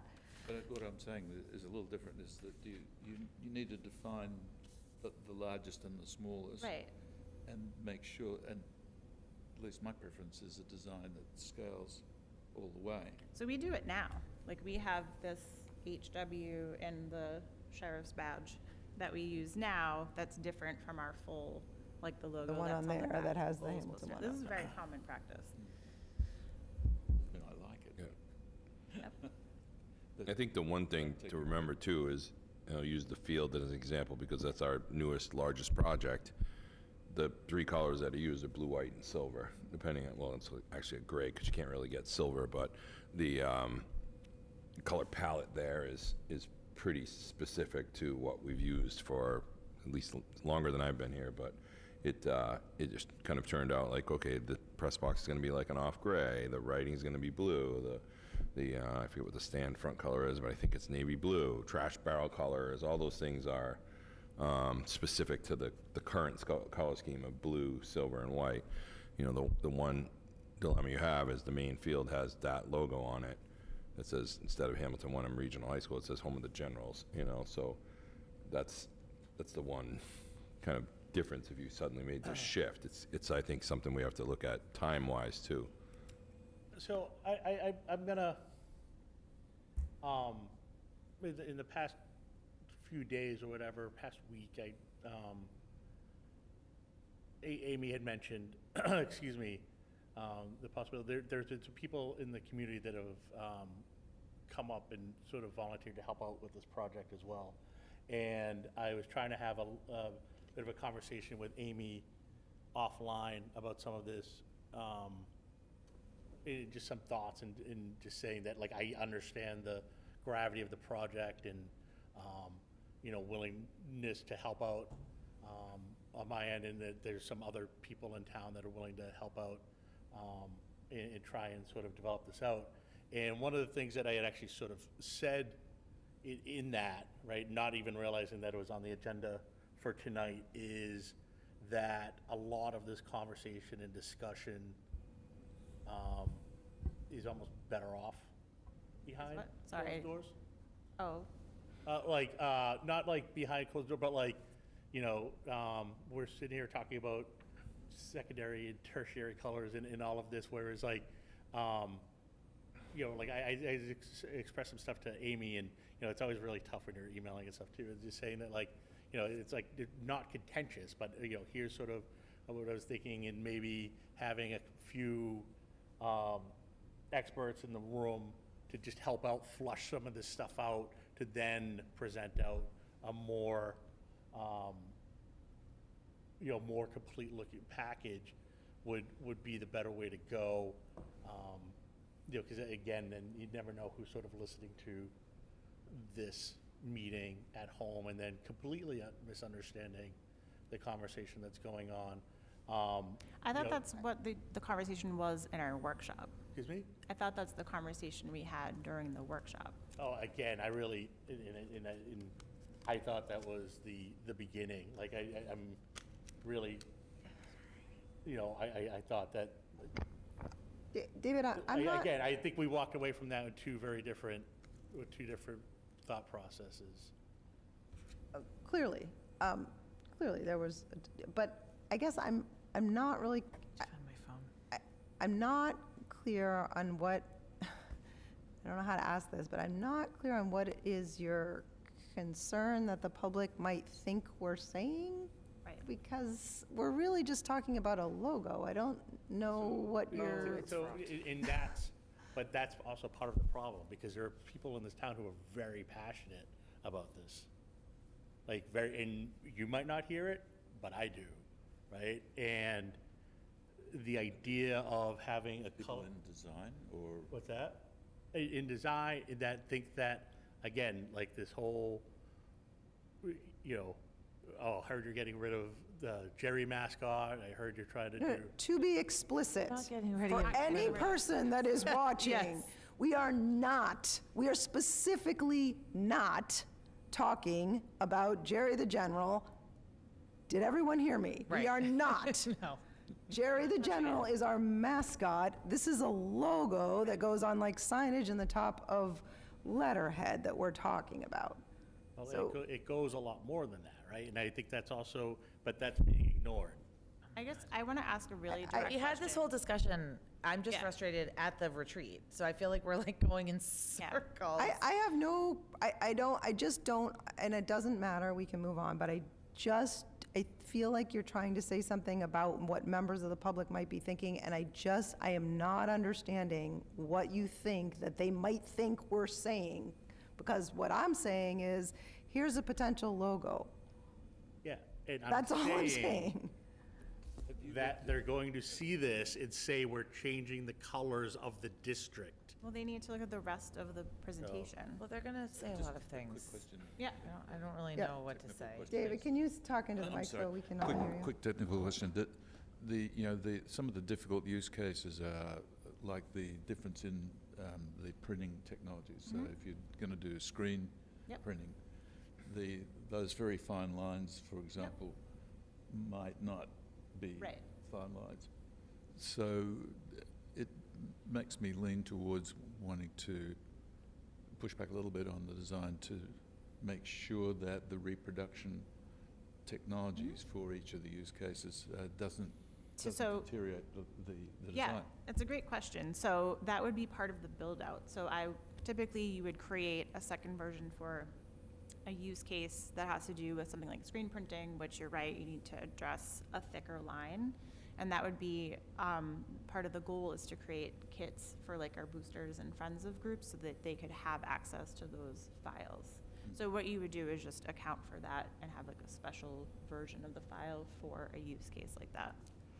I think That's a good what's question. happening is we're getting so into the weeds that I Weeds, don't yeah. even like understand what's going on. So Okay. we just need to know, Unfortunately, Well, I guess. I don't actually know what is needed from us, Dina. That's what I'm asking, is does anyone have a proposal on what they would like to do to move forward? You propose like a subcommittee? Excuse me? Do you propose like a subcommittee to discuss No, I this? don't or- want it to be a subcommittee. What do you want? Yeah, that's, I guess, I. Like, what would you're moving forward? what I would don't you- necessarily have a solution. I'm So, just looking for solutions. Well, I mean, this is a professional project that we're sort of having done Sure. on a volunteer basis, right? And it's not respecting the size of the project, and it's not respecting Amy's time and effort that's sort of going in here. What I, don't want is the fact that it's sort of being done by Amy, on a volunteer basis to just be agreeable right off the in with everything. I don't think this is developed to the point where if we were hiring an outside agency, I would be happy with So what would you propose as the next step? that. I've said that I think that, So you want to start over? what's that? You want to start over with the I don't think we design? need to start over. So what are the next steps that you're proposing? Having other people come in and take their shot at a version of this? No, I think that there should be a couple more heads in the room to try and Do flush what? this out. What does that But mean? that's not a subcommittee? Like, spell No, it out because for we me. don't- What do you I want? don't- What's that? Like, I really genuinely don't, like, she just asked you if it was a subcommittee, and you said no, but what should it be? What are you proposing? Well, a subcommittee would be, well, I guess maybe it would be a subcommittee, but I don't think it should be a subcommittee of members of this committee. But what is that committee doing, is my question. So you say flush out, to me that means create assets based on a style guide. I know this is not a style guide. My ask tonight is, can we approve this logo and approve a set of colors so that I can create signage for the athletic fields project? If you're talking about revisiting the logo, are you talking about bringing in other people to design a version of a logo? Yes, I Right. think it needs to be flushed out more. What needs Yeah, to be but flushed out we would have to more? pay for The that. logo and the itself. color scheme needs to be developed further than the first logo that was given to us and then not developed any further. So you want other iterations of this logo? Yes, I would like it flushed out. Okay, see, more. okay, but see, I just totally disagree. I love the logos. So then where do we go from here? And I feel I at mean, I'm this just being point- honest. Like, I need- We're being honest, right? Like, Yeah. he, you know what, this is actually interesting. It's like we are working together on a project, and if a consultant comes with a draft, some people think it should be reiterated, and some people are very happy with it. So I don't know the solution, but I don't know where we go from here. Right. Don't feel badly. I've spent 50 years or so involved in logo fights in little schools Oh, of I've London. spent There's so always a much fight. time in branding fights, and I'm sure Dave has too, and Amy has too. Yeah. Yeah, And I still don't have the solution. I don't for a want this to logo, be a fight. branding fight. Well, it's not a fight. No. I wouldn't say it's a fight. It's just a difference of opinion. It's a Well, difference of opinion. which is totally fine. I guess I'm just still trying to clarify the ask and the next steps. It's like because- mom and dad both telling you different things. Sort of. So I guess, and I'm feeling at this point now, like I feel like I have made a mistake, which I didn't realize. So I just need to know what the committee wants to do. And I sort of feel like I need to recuse myself. I don't think you made a mistake at all. But Okay, so, I guess, I'd be happy to collaborate Okay. if that's helpful. But I want to be respectful We're of looking, all the we're time. looking for guidance. You've- here. well, I really genuinely don't. I don't have, I am very concerned, and it seems like maybe other people are not, about the time frame. And that may just be that that's what happens, is that maybe we're not able to get this done in a time frame that allows us to have new signage on the athletic fields. Like, I don't know. I still, and David, I don't mean to be contentious with you, because I am 100% accepting of your, I very much value your opinion about the logo itself.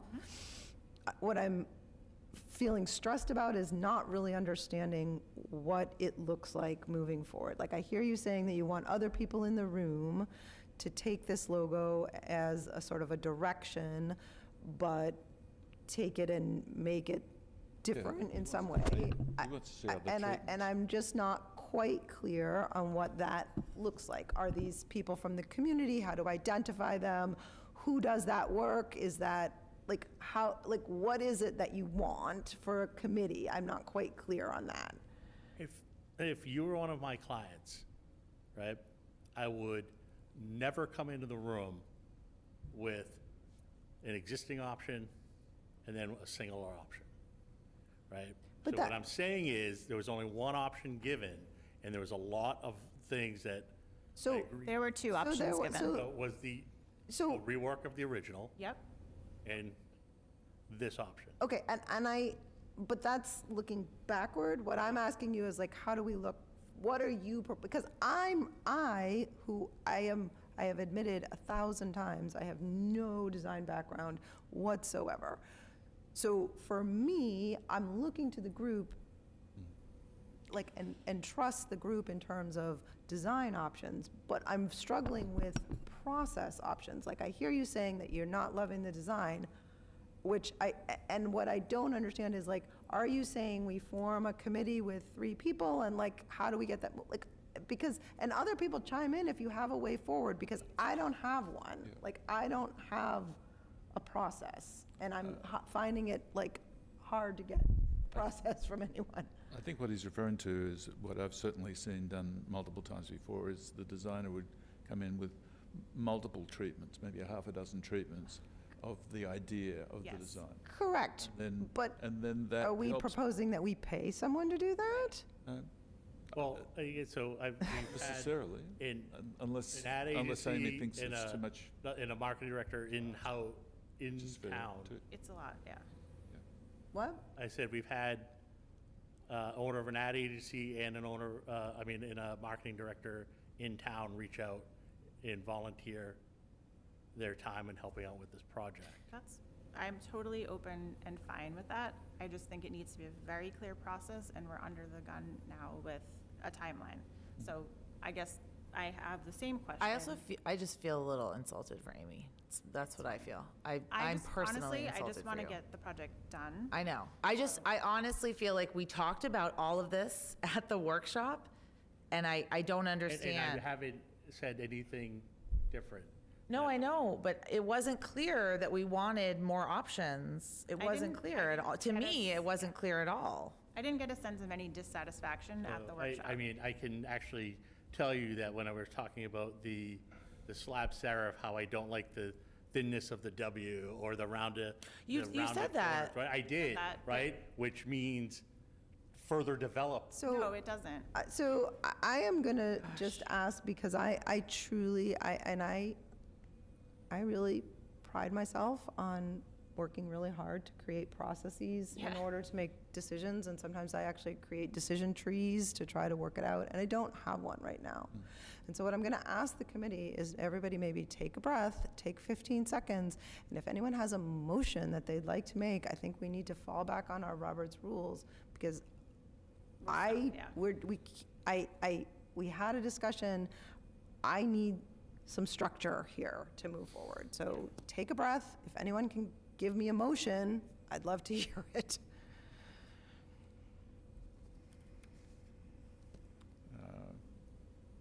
I move that we table the discussion. I want other committee members here, like Jen and Trent. I just feel like this is too important. Okay, so there was a motion to table. Do we have a the second? discussion. I don't want to kill it. Do we have I a wanna table second? it. Second. So the motion on the table is whether or not to table. Is there discussion? My discussion would be, I appreciate the thought because it would be more helpful to have more voices in the room, but I'm very concerned about the timeline. Okay. Other discussion around tabling? I will say, as a member, I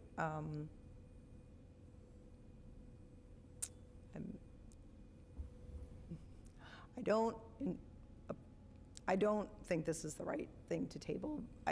Sometimes people are not here, and that's just the way it is. Other people, do you have any other discussion around tabling? Well, the side discussion is really, if Amy doesn't, if you don't feel that from bandwidth point of view that you've got the time to do multiple treatments, then I think the only option is to get a designer, a professional designer or. She's a professional designer. Thank you. Yeah, well, another. I know what you mean. I know what you I mean. didn't mean it. So, There's also no way to do that in time, though. I Right. don't think to like ask another person to volunteer, get the treatments, have us look at the treatments in time to get the signage. For I think free. that's the Yeah. challenge, and I'm like challenging my own motion. It's fine. There are two people that have volunteered. But like, what's the turnaround? Yeah, You know? right. I can't answer that, but Right. there are two volunteers I would in say the probably community 2 who are weeks at kids in the school. least to do a logo. I mean, it's out. probably a month, like 6 months to do a logo, but depends on the scale of the project. Okay. So I just want to chime in for 1 second and just remind everybody, the original timeline for this process was to show what I showed in August, in June, so that I would have time to do more work over the summer and implement. And the idea was to have our style guide by now so that we could start rolling for the athletic fields project. That didn't work out. So I did have 2 options for our meeting at the end of the summer. I do agree that normal process might dictate more versioning. So I just wanted to remind the committee of that. As far as my suggestions for next steps are, if the committee feels strongly that we want more options, it sounds like on this end of the table that might be the case. I totally respect that. And if we can have those folks do that work in that short amount of time, I'm totally fine with it. Like I said, this is not like a precious thing to me that's going to hurt my feelings. I just want to make sure we have what we need in time to make signage for the athletic fields project within 60 days. And the 60 days is when they would probably be, is that installation, Eric, or is that No, no. ordering? That's really having designs ready, because then as you and I talked about, we have to pick the materials and get that stuff ordered, and it has to be installed. We have between now and probably early June at the latest to get everything done, because the project will be mostly finished as we get into June. Okay. There'll be landscaping and things going on for the next 2 months after that. Okay. So just to be clear, we have a motion right now, which is the motion to table. Does anyone have anything else to say about that? No. Okay, so the motion is to table this discussion for a future date. All those in favor? But it's your motion. That's okay, she doesn't have to I'm vote just for it. kidding. All those opposed?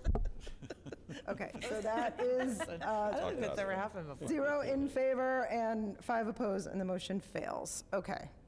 Does anyone else have any kind of a motion? Can I ask a question? You, for the yeah. motion? I mean, we can't do this forever, but No, I we can know. do it for a while. Go ahead. Is there a sense from these community members who have volunteered their time about their bandwidth and ability to do what David's ask is? I'm sorry, I missed that. Like, will those community members have time to do a project like this within this timeline? I think part of the feedback that I've gotten is that they are worried about the timeline. That's why they're volunteering. I'm uncomfortable that these conversations happen when me not being looped in. Excuse me? I'm uncomfortable that these conversations Well, it's happen. clear other conversations have happened without my knowledge. What? so- What do you mean? conversation? What do you mean? But the. Hold on. But with- What does What do you that mean by mean? that? Excuse me? What does that mean? So we were just talked about that there was a materials discussion. Well, of going on. course there are. There's materials Amy that and need to be Eric put are in. I discussing understand, but this. it was a discussion that wasn't brought. This is not your project. What's that? This isn't your project. The committee voted that I would work on this project, right? Okay. I didn't know you were angry with me about this, David. This is I'm not a angry. huge surprise. I'm, so. It's not a personal attack, Amy. Okay, but my question stands. Like, can this? Right, so one of the coaches that I volunteer with and am with 6 days a week Great. is a marketing director, right, Right. for a large firm in Boston, and has brought up that he, one of the parents of a a 7th grader that I coach owns an ad agency, and they had been speaking offline. Everywhere I go, I deal with Hamilton Wenham branding, right? Everything, everywhere I go, like in the sports community, which I understand that you guys are saying it's more than that, Yeah. but it's very much forefront on their mind. This project is about communications at its heart. We're talking a lot about athletics right now because that's the first big project, but it's much more than athletics. I mean, I understand that, but I mean, I also know where my bread's buttered. when it Okay, comes I would like to make a motion, just to end this conversation. I move that, and you know what, go either way.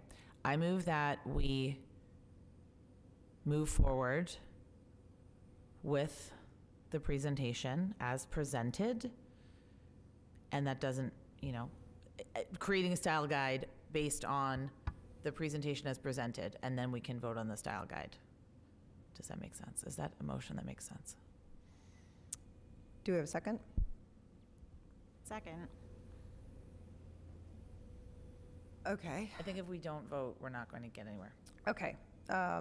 You guys this is really, I'm really struggling on how to just move forward. Okay, discussion. I'm not sure what that means. Does that mean unchanged? I vote that we move forward with the presentation so that Amy can create a style guide, which we can then review and vote on. So the motion is not instantaneously turn Hamilton Wenham into neon green. That's not the motion. It is, let's move forward with what we discussed at the workshop. And you can disagree or not. Well, I wasn't there, so I can't disagree with anything there. No, I'm just saying, Yeah. I just want us to move forward Yeah. from this discussion. Okay. I don't see any other way to So, move forward. okay. And a style guide would be created, I mean, in other words, there are decisions that need to be made here on the colors and other things, but a style guide would be created Based on the based current on logo. this. The current logo And there, as there in could this. be a motion that we Well, bring in other the logo people, can but my motion, Which one? my motion is that we move forward as presented without other people being involved. And there could be another motion where we want other people involved, but. This one. With this logo scheme as the, right? Is that what you're saying? Yes, This, as her presentation as presented, just to move forward, the next step, go to the next step.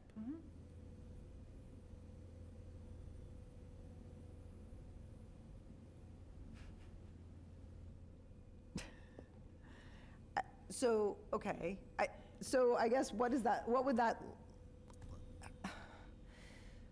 so then what would, then what would be brought before us to be voted on then? It would be a whole complete style guide?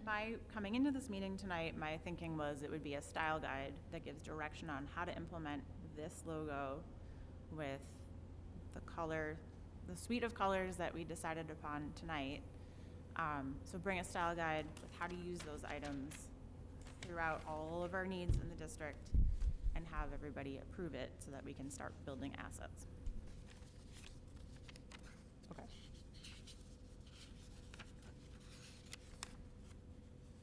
And when we were emailing David about getting help, I thought you meant to actually build out PowerPoint templates, banners, like all of the uses throughout the district that Eric and I made a list of when we kicked off this project last year. Because that is definitely something that I could use help with, but I'm understanding now it's more about just this, revisiting this. No, I think it could be both. If this is the way the committee wants to go, then I'm sure, everyone that volunteered to help will volunteer to help make the assets.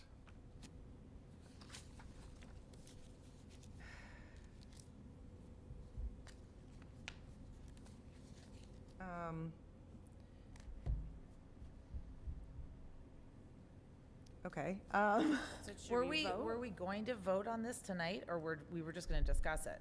I was asking if we could vote on it so that we could make some moves towards having assets to work with.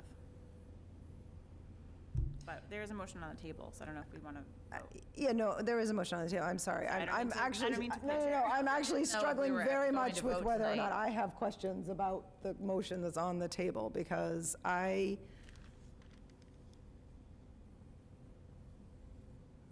needs to be more discussion. well, I mean, I'll just be honest, which is that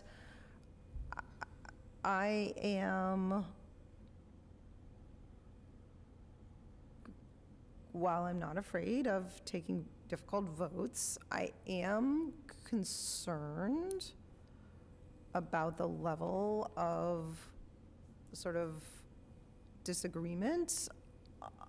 I think it's important, and I guess my thought had been, I guess what I didn't understand was my thought had been, what I thought that would be like a conversation about like, yes, just like we said at the workshop, we're happy in general with this, but I have a concern about, something that would be like that's what I imagined this conversation being. And I sort of imagined that then it might be the kind of thing like, okay, and I literally have I can't even make something up, but like that somebody said like, I in general, but I was wondering if you could, whatever, shift something slightly. And that it might be the kind of thing where we decided on tertiary colors, secondary colors, and then then the style guide was created with a little tweak of some sort. And it doesn't feel like that's the direction we're going, and it feels a little bit uncomfortable to say, like, now we're locked in. I guess I very I want to be respectful to people's concerns. I am not feeling like that it's necessarily better to have sort of, I know they're not, I know they're known to you, but they're unknown to me, whoever the people are that you're talking about. Like, it feels a little bit like, okay, well, how am I to know that, like, it feels a little weird to me to say, like, let's throw it to a new person. Like, I know you know them, but I don't, and so that feels a little bit odd to me. I'm not comfortable, I don't know whether that was what you were proposing, but I'm not comfortable paying someone to do it, because No. me personally, I'm not ready to, I don't know that that's what you were saying earlier. I mean, if it'd been my task to do this on my own, I'm not a designer, but I have go-to designers that have developed logos and all kinds of other designs for me. So I would tend to go to them. And- Right, but to be But clear, I'm not just, saying that you should. no, do but that, to be I'm just telling- clear, Amy is a designer, Yeah. and the committee did vote to task her to do this. But she's which- told us that she has limited bandwidth. That's the sticking point. If she was full-time designer on this project, she could potentially develop the other treatments or the other versions of the logo to choose from. And I I did, don't know I if did she not said under, that. I did not think she said understand that our that to be the timeline is issue. wildly out of what she proposed. We're just off schedule. Like, Yeah. if we had a discussion like this at I the don't wanna put beginning of words the in her mouth, summer, I would have had, you know, I'm a teacher, so I'm off in the summer from my regular job. So I would have had more time if I got that feedback at the beginning of the summer to visit a whole bunch of other options. sorry, I couldn't be No, there. no, that's fine. I don't know. I feel like I keep saying that over and over. So I just want to move forward. So But I guess to David's Yeah. point, do you feel like you do have the bandwidth, or you don't have the bandwidth to create the next step, which is the style guide? I can create a style guide from this. I don't have the bandwidth to come up with a bunch more options for Different the versions logo. of it. Okay. Refinement, so. Yeah. Okay. I could refine the logo. I wasn't aware that it was necessary. So, if we're wanting to, like, Would that make you happy, David? What's that? If she just refined the logo, not multiple different logos, but refined this design? I think it's,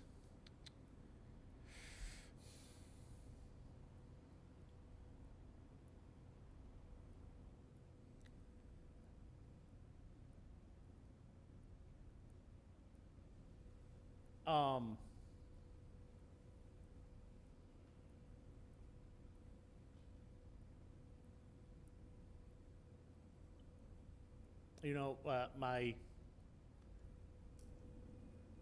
my personal opinion is I think it's too large of a project to be done single-handedly. the logo design itself. The logo design, the color scheme, right? I think that That doesn't because- answer David's question. Excuse me? That doesn't answer his question. I'm sorry, how can I answer it more fully? It He would have just been asked- helpful information much earlier in the process. No, he just asked. But the thing is, everything that I'm saying has been consistent since June. No, we didn't review this in June. We reviewed it in No, August. we didn't review this in June for the same reasons I'm bringing up that That it's, you were afraid that people would be worried about Jerry. what's that? That you were afraid people would be worried about Jerry. In that it's a very difficult thing to do in a public forum. Okay. How do we move forward? What do you propose moving forward? So we're It's in very the difficult middle to do in of a public forum because Guys, we've been but- talking about it for we're- half an hour. But I we're also agree. in the middle of 1 hour. like, there's been a motion. Right, so, Right, I'm gonna vote against the motion. I didn't hear what you said. You're not, I'm going to vote against the motion. okay. And do you want to repeat the motion? I'm lost. I think the motion is to accept or approve this, Direction. the direction that is presented here. Julia, help me if I'm getting it right. Yeah, just to approve And the direction. to task Amy with moving from this direction to a style guide to present to us at a future, is that correct? Yes.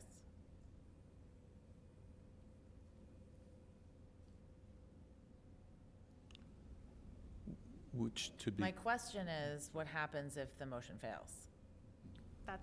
That was my point of discussion and my line of questioning. Well, don't it know what sounds to me, and David, Do you- please, will you- please, no, please, Don't know what I happens. really, tell me if I'm putting words into your mouth, but it sounds to me like if that motion were to fail, it sounds to me like you're trying to propose creating some kind of a group I to think that create this a new logo. idea is a very good start. It needs to be refined more and developed more. I think there needs to be more than one representation and option given on what the shield looks like, what the slab serif typeface looks like.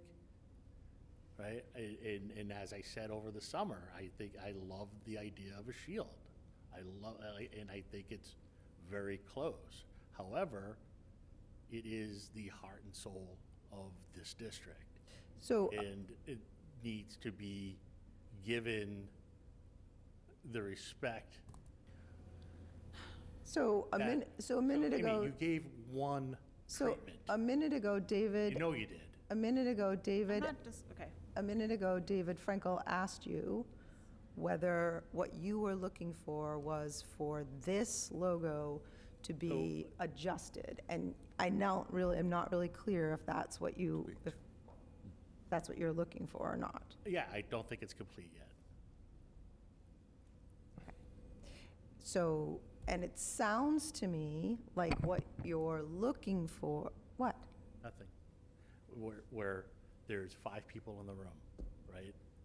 We Okay. can You know move what? forward, and I can be outvoted. I understand that. I'll be completely honest with you. I want this to feel collaborative, and that's why I'm trying to get input from you. I'm not afraid of taking split votes. We've taken plenty of them. But I think you are right in the sense that this should feel collaborative. And you've expressed that you're not happy with it, but I'm feeling like I'm not able to get clarity from you on how you really want to move forward. You want someone else to be involved, correct? So I honestly think that there should be more than one person involved in a project of this scale. Why didn't you say that last year when we decided to do it? This feels like the last minute to bring that up. So it's really not. I mean, and I have actually expressed all along. You know what, I shouldn't have even said At that. the- What is the plan going forward? That's it. Like, how do we move forward? I don't want to discuss this anymore. This is silly. Well, I mean, you know, you're sitting here putting it on me that we're sitting here in late October and not happy with this, right? Or You're the one that's not at a happy with sticking it. point. At a sticking point in October, right? And, you know, this discussion happened last spring. Excuse me. So now the heightened timeline doesn't fall on me because the discussions happened when they fell within the agenda. You wanted to move it from Okay, June to okay, August. Okay. Okay, I'm sorry. I should The stop motion on the talking. table, I think everyone knows what it is it would come back to us one more time. It would be, a style guide would come back to us if the motion were to pass, correct? I just want to make sure I With understand. no changes to the Yes. logo. Just moving forward with this current direction with the style guide to be presented to the All full right, committee. can I bring up the fact that we didn't make any decision on the secondary, tertiary colors? No. I can't bring that up. I can address the feedback I was given about the color Yes, suite okay, in that's next sort of round. like what we do when we vote on Eric's goals. We give him Yeah. feedback, He brings it back. brings it back. Okay, well, yeah. I think the issue at hand is Amy having the bandwidth to do more iterations of a logo and color schemes and all of that. And then the other piece is, do we want to bring a third party in? How does that work? What does that look like? Who is this person? Okay? Those are things that I do not want. I will be very clear. I don't want either of those things. That's why I brought this motion. Everyone else can want those things, and that is completely their opinion. I think Amy did a fantastic job, and I don't know. I don't know how else to express it. That's why I created the motion. So actually, I will stop talking because I said my piece. If there's another option, then, we can present it, but I didn't see another, Alright. like, solid. Because the option of Amy creating new logos is not an option, because she does not have the time. So it's either a third party, which we have to figure out how to get that done, or we move forward. That's how I see it. And, I'm I going see to it. throw an extra wrench in to the mix right now. I actually have to go. Oh. So, oh, I'm sorry. yeah. So I'm sorry, and, Okay. I'll do whatever needs to happen. Okay. Do we Do wanna you want to vote before you go? Sure, but you know where my vote is, so it doesn't matter. Well, it should be on the record if you want to. Don't- Wanna don't we vote? need- It is on the record. Don't we need you there for that, the executive session? What's that? The- I can't, I have to go. He has to go. Oh, He I has to see. go. He has to go. I understand that. Fair enough. No, I respect that. You have to go. Okay.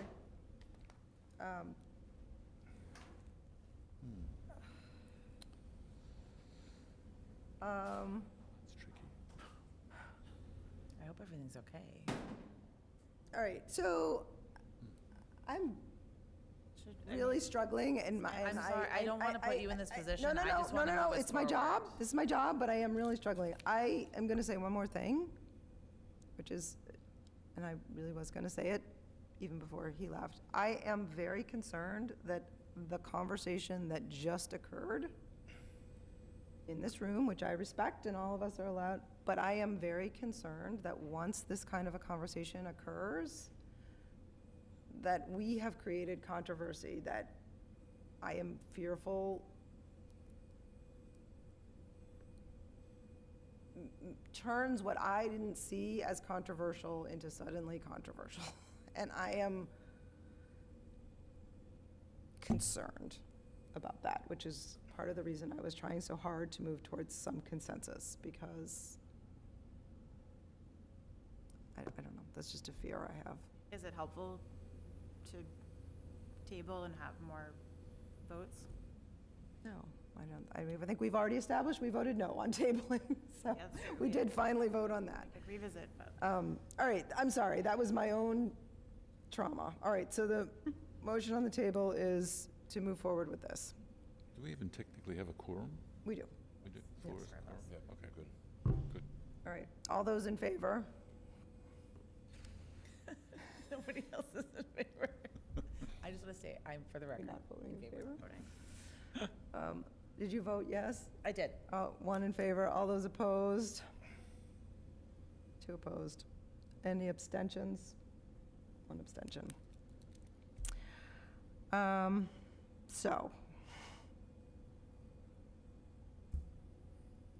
So I'm happy to work with David to figure out next steps, if the committee is amenable to that, because I just want to get it done. It's important. I don't want to miss deadlines. I don't want to work with old assets that. No, so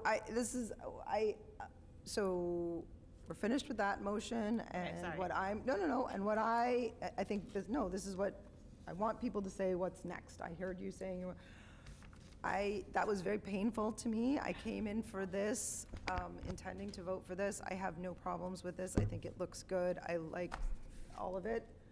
My no vote represented that I think that we, by having this public conversation, have tainted this. That was the reason that I voted no.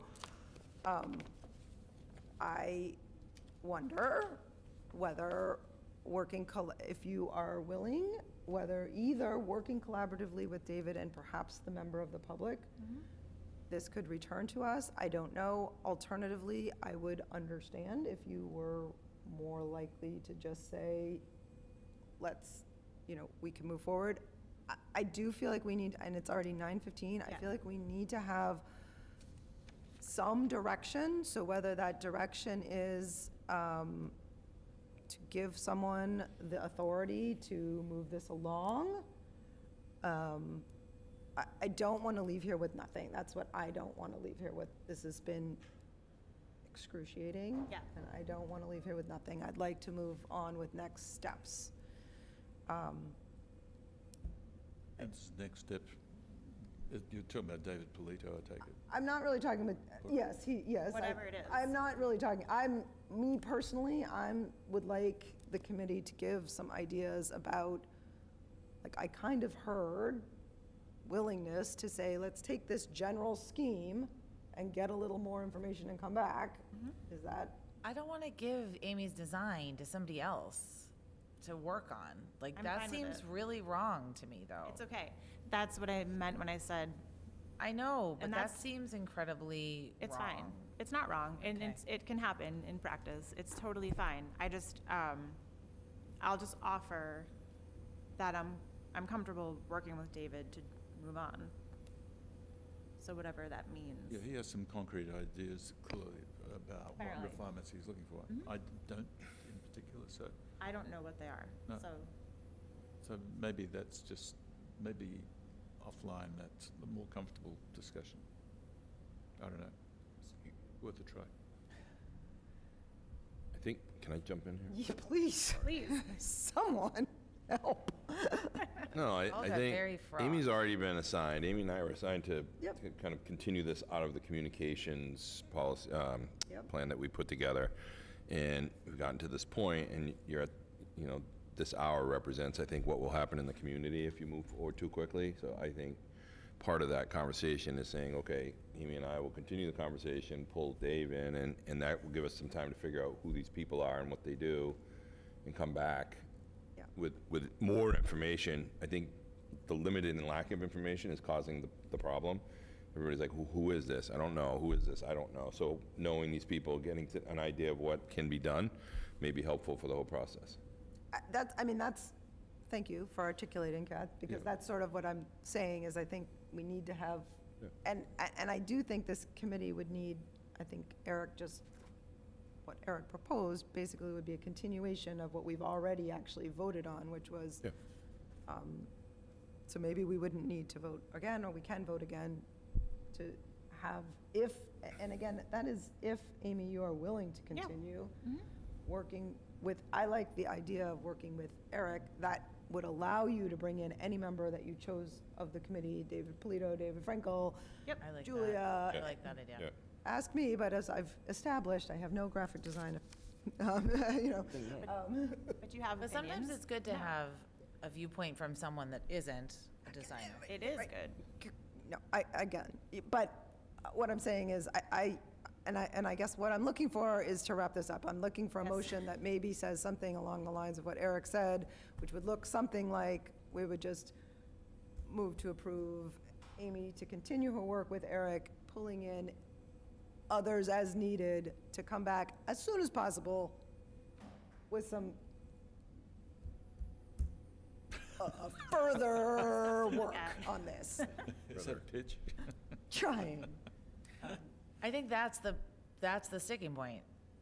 What does further work mean? Well, I think we can figure that That's out. the point. okay. She They- can have those yeah, Okay. we can dig into That- it. think the that's the main motion sticking is- point for me, that I did not understand what further work meant. Okay, But we're. I'm gonna okay. try to make a motion. We'll determine it All together. right, let's have I'm gonna somebody make a try to make a motion. I wasn't going to because I Yep. want to be a little abstainy, but I'm going to sure make a that motion Julia that will hopefully shuts help.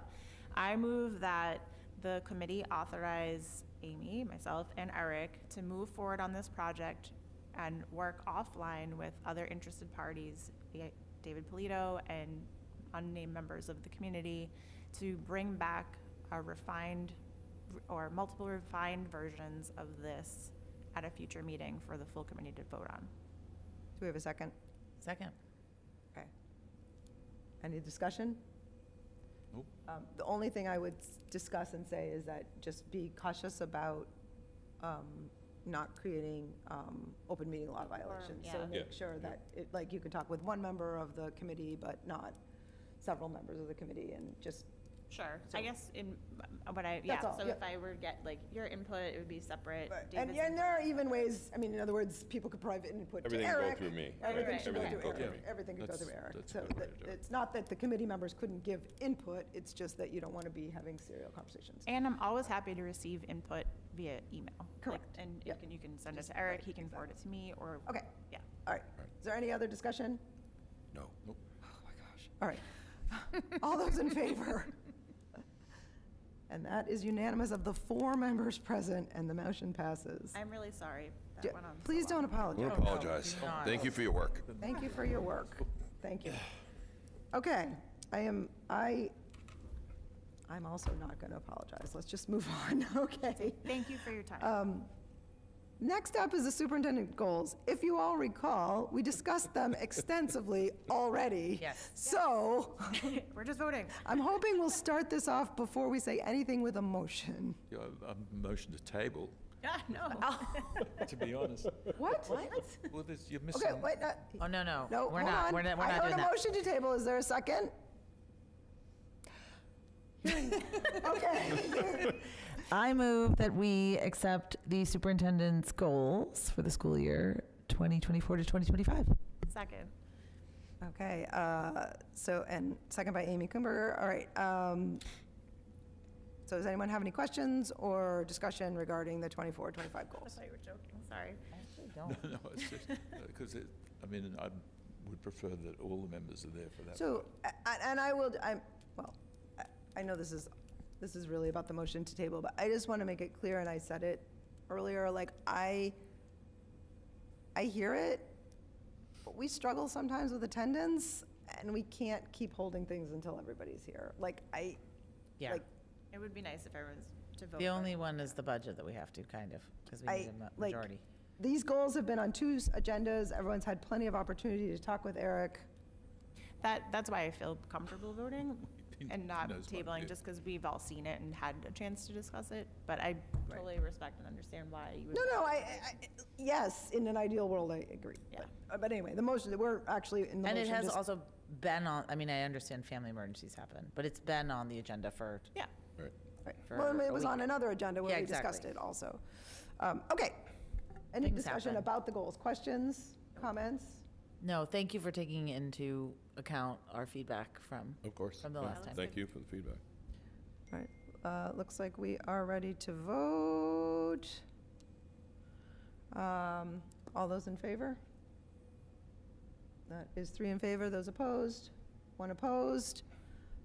So the motion passes of the members present. Okay.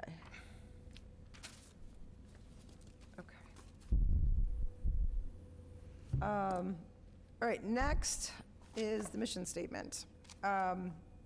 We had a good discussion about this last time. Janelle actually did a lot of work and she did it to a T. She followed the motion, and it didn't work grammatically. She was like, she was like, I tried, and so this is full disclosure, this is not 100% what we actually voted on. What we've actually voted on was to add that top paragraph, which is word for word, which was David Frankel's addition. It's still there, just word for word, but the next line, that was originally at the top, it's supposed to say, we will do this by. but then it didn't work when you tried to like adjust the tenses. You had to adjust it, like, Yeah. It just didn't work. So read it. I hope you've all read it.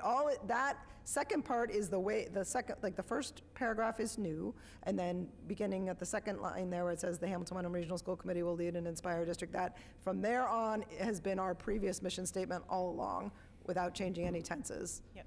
So that's what I did.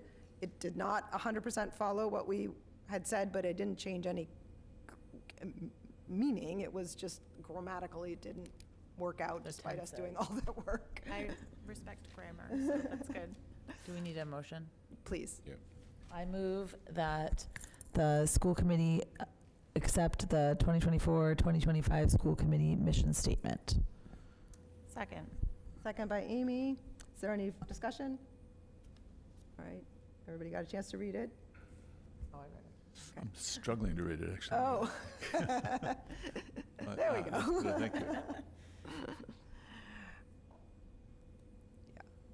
So again, the whole second part is exactly the same as what we have right now. It's just that first line is the new one.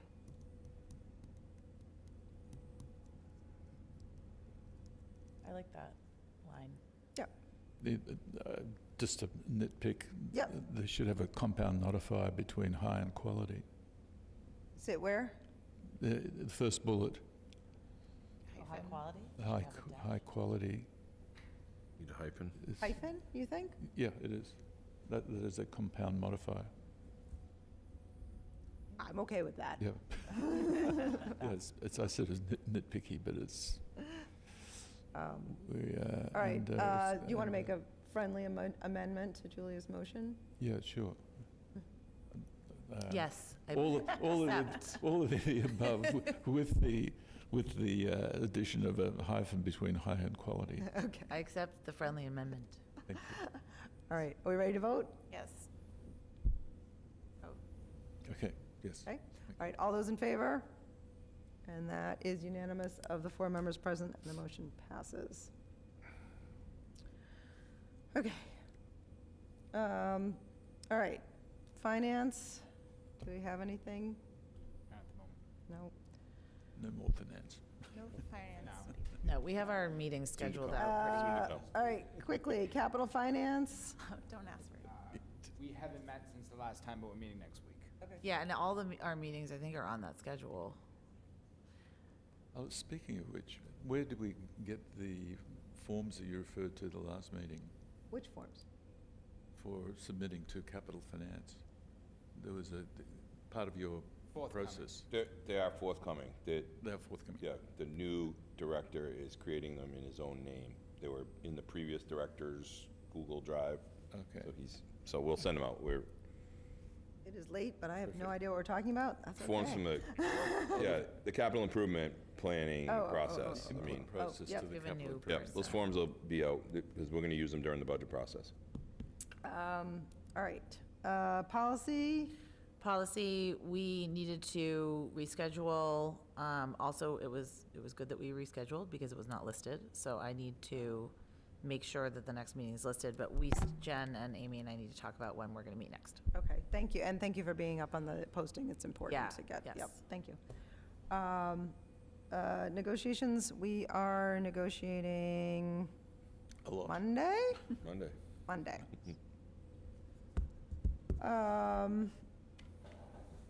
All right, and no secretary report. Should make sure I've got that in my, Eric, to the superintendent's report.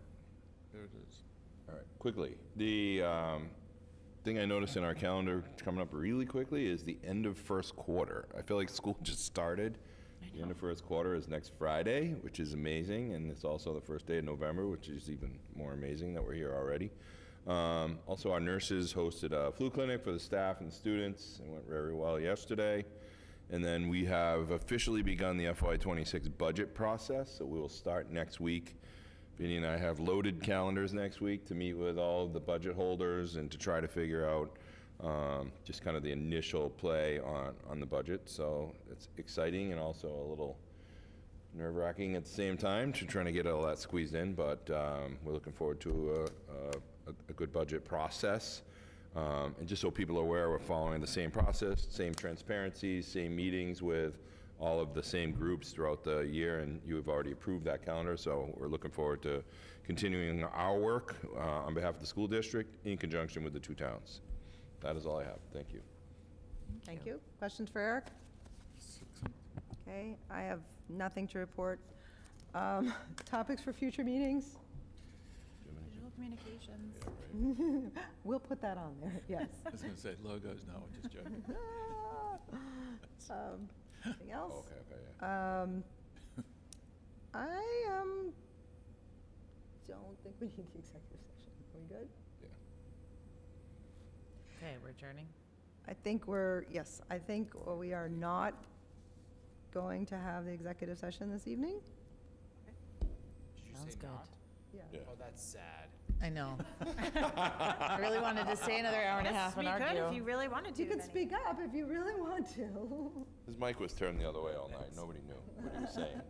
Well, I suppose the other thing is, do you want any input to what we're going to be doing on Monday from No. the non?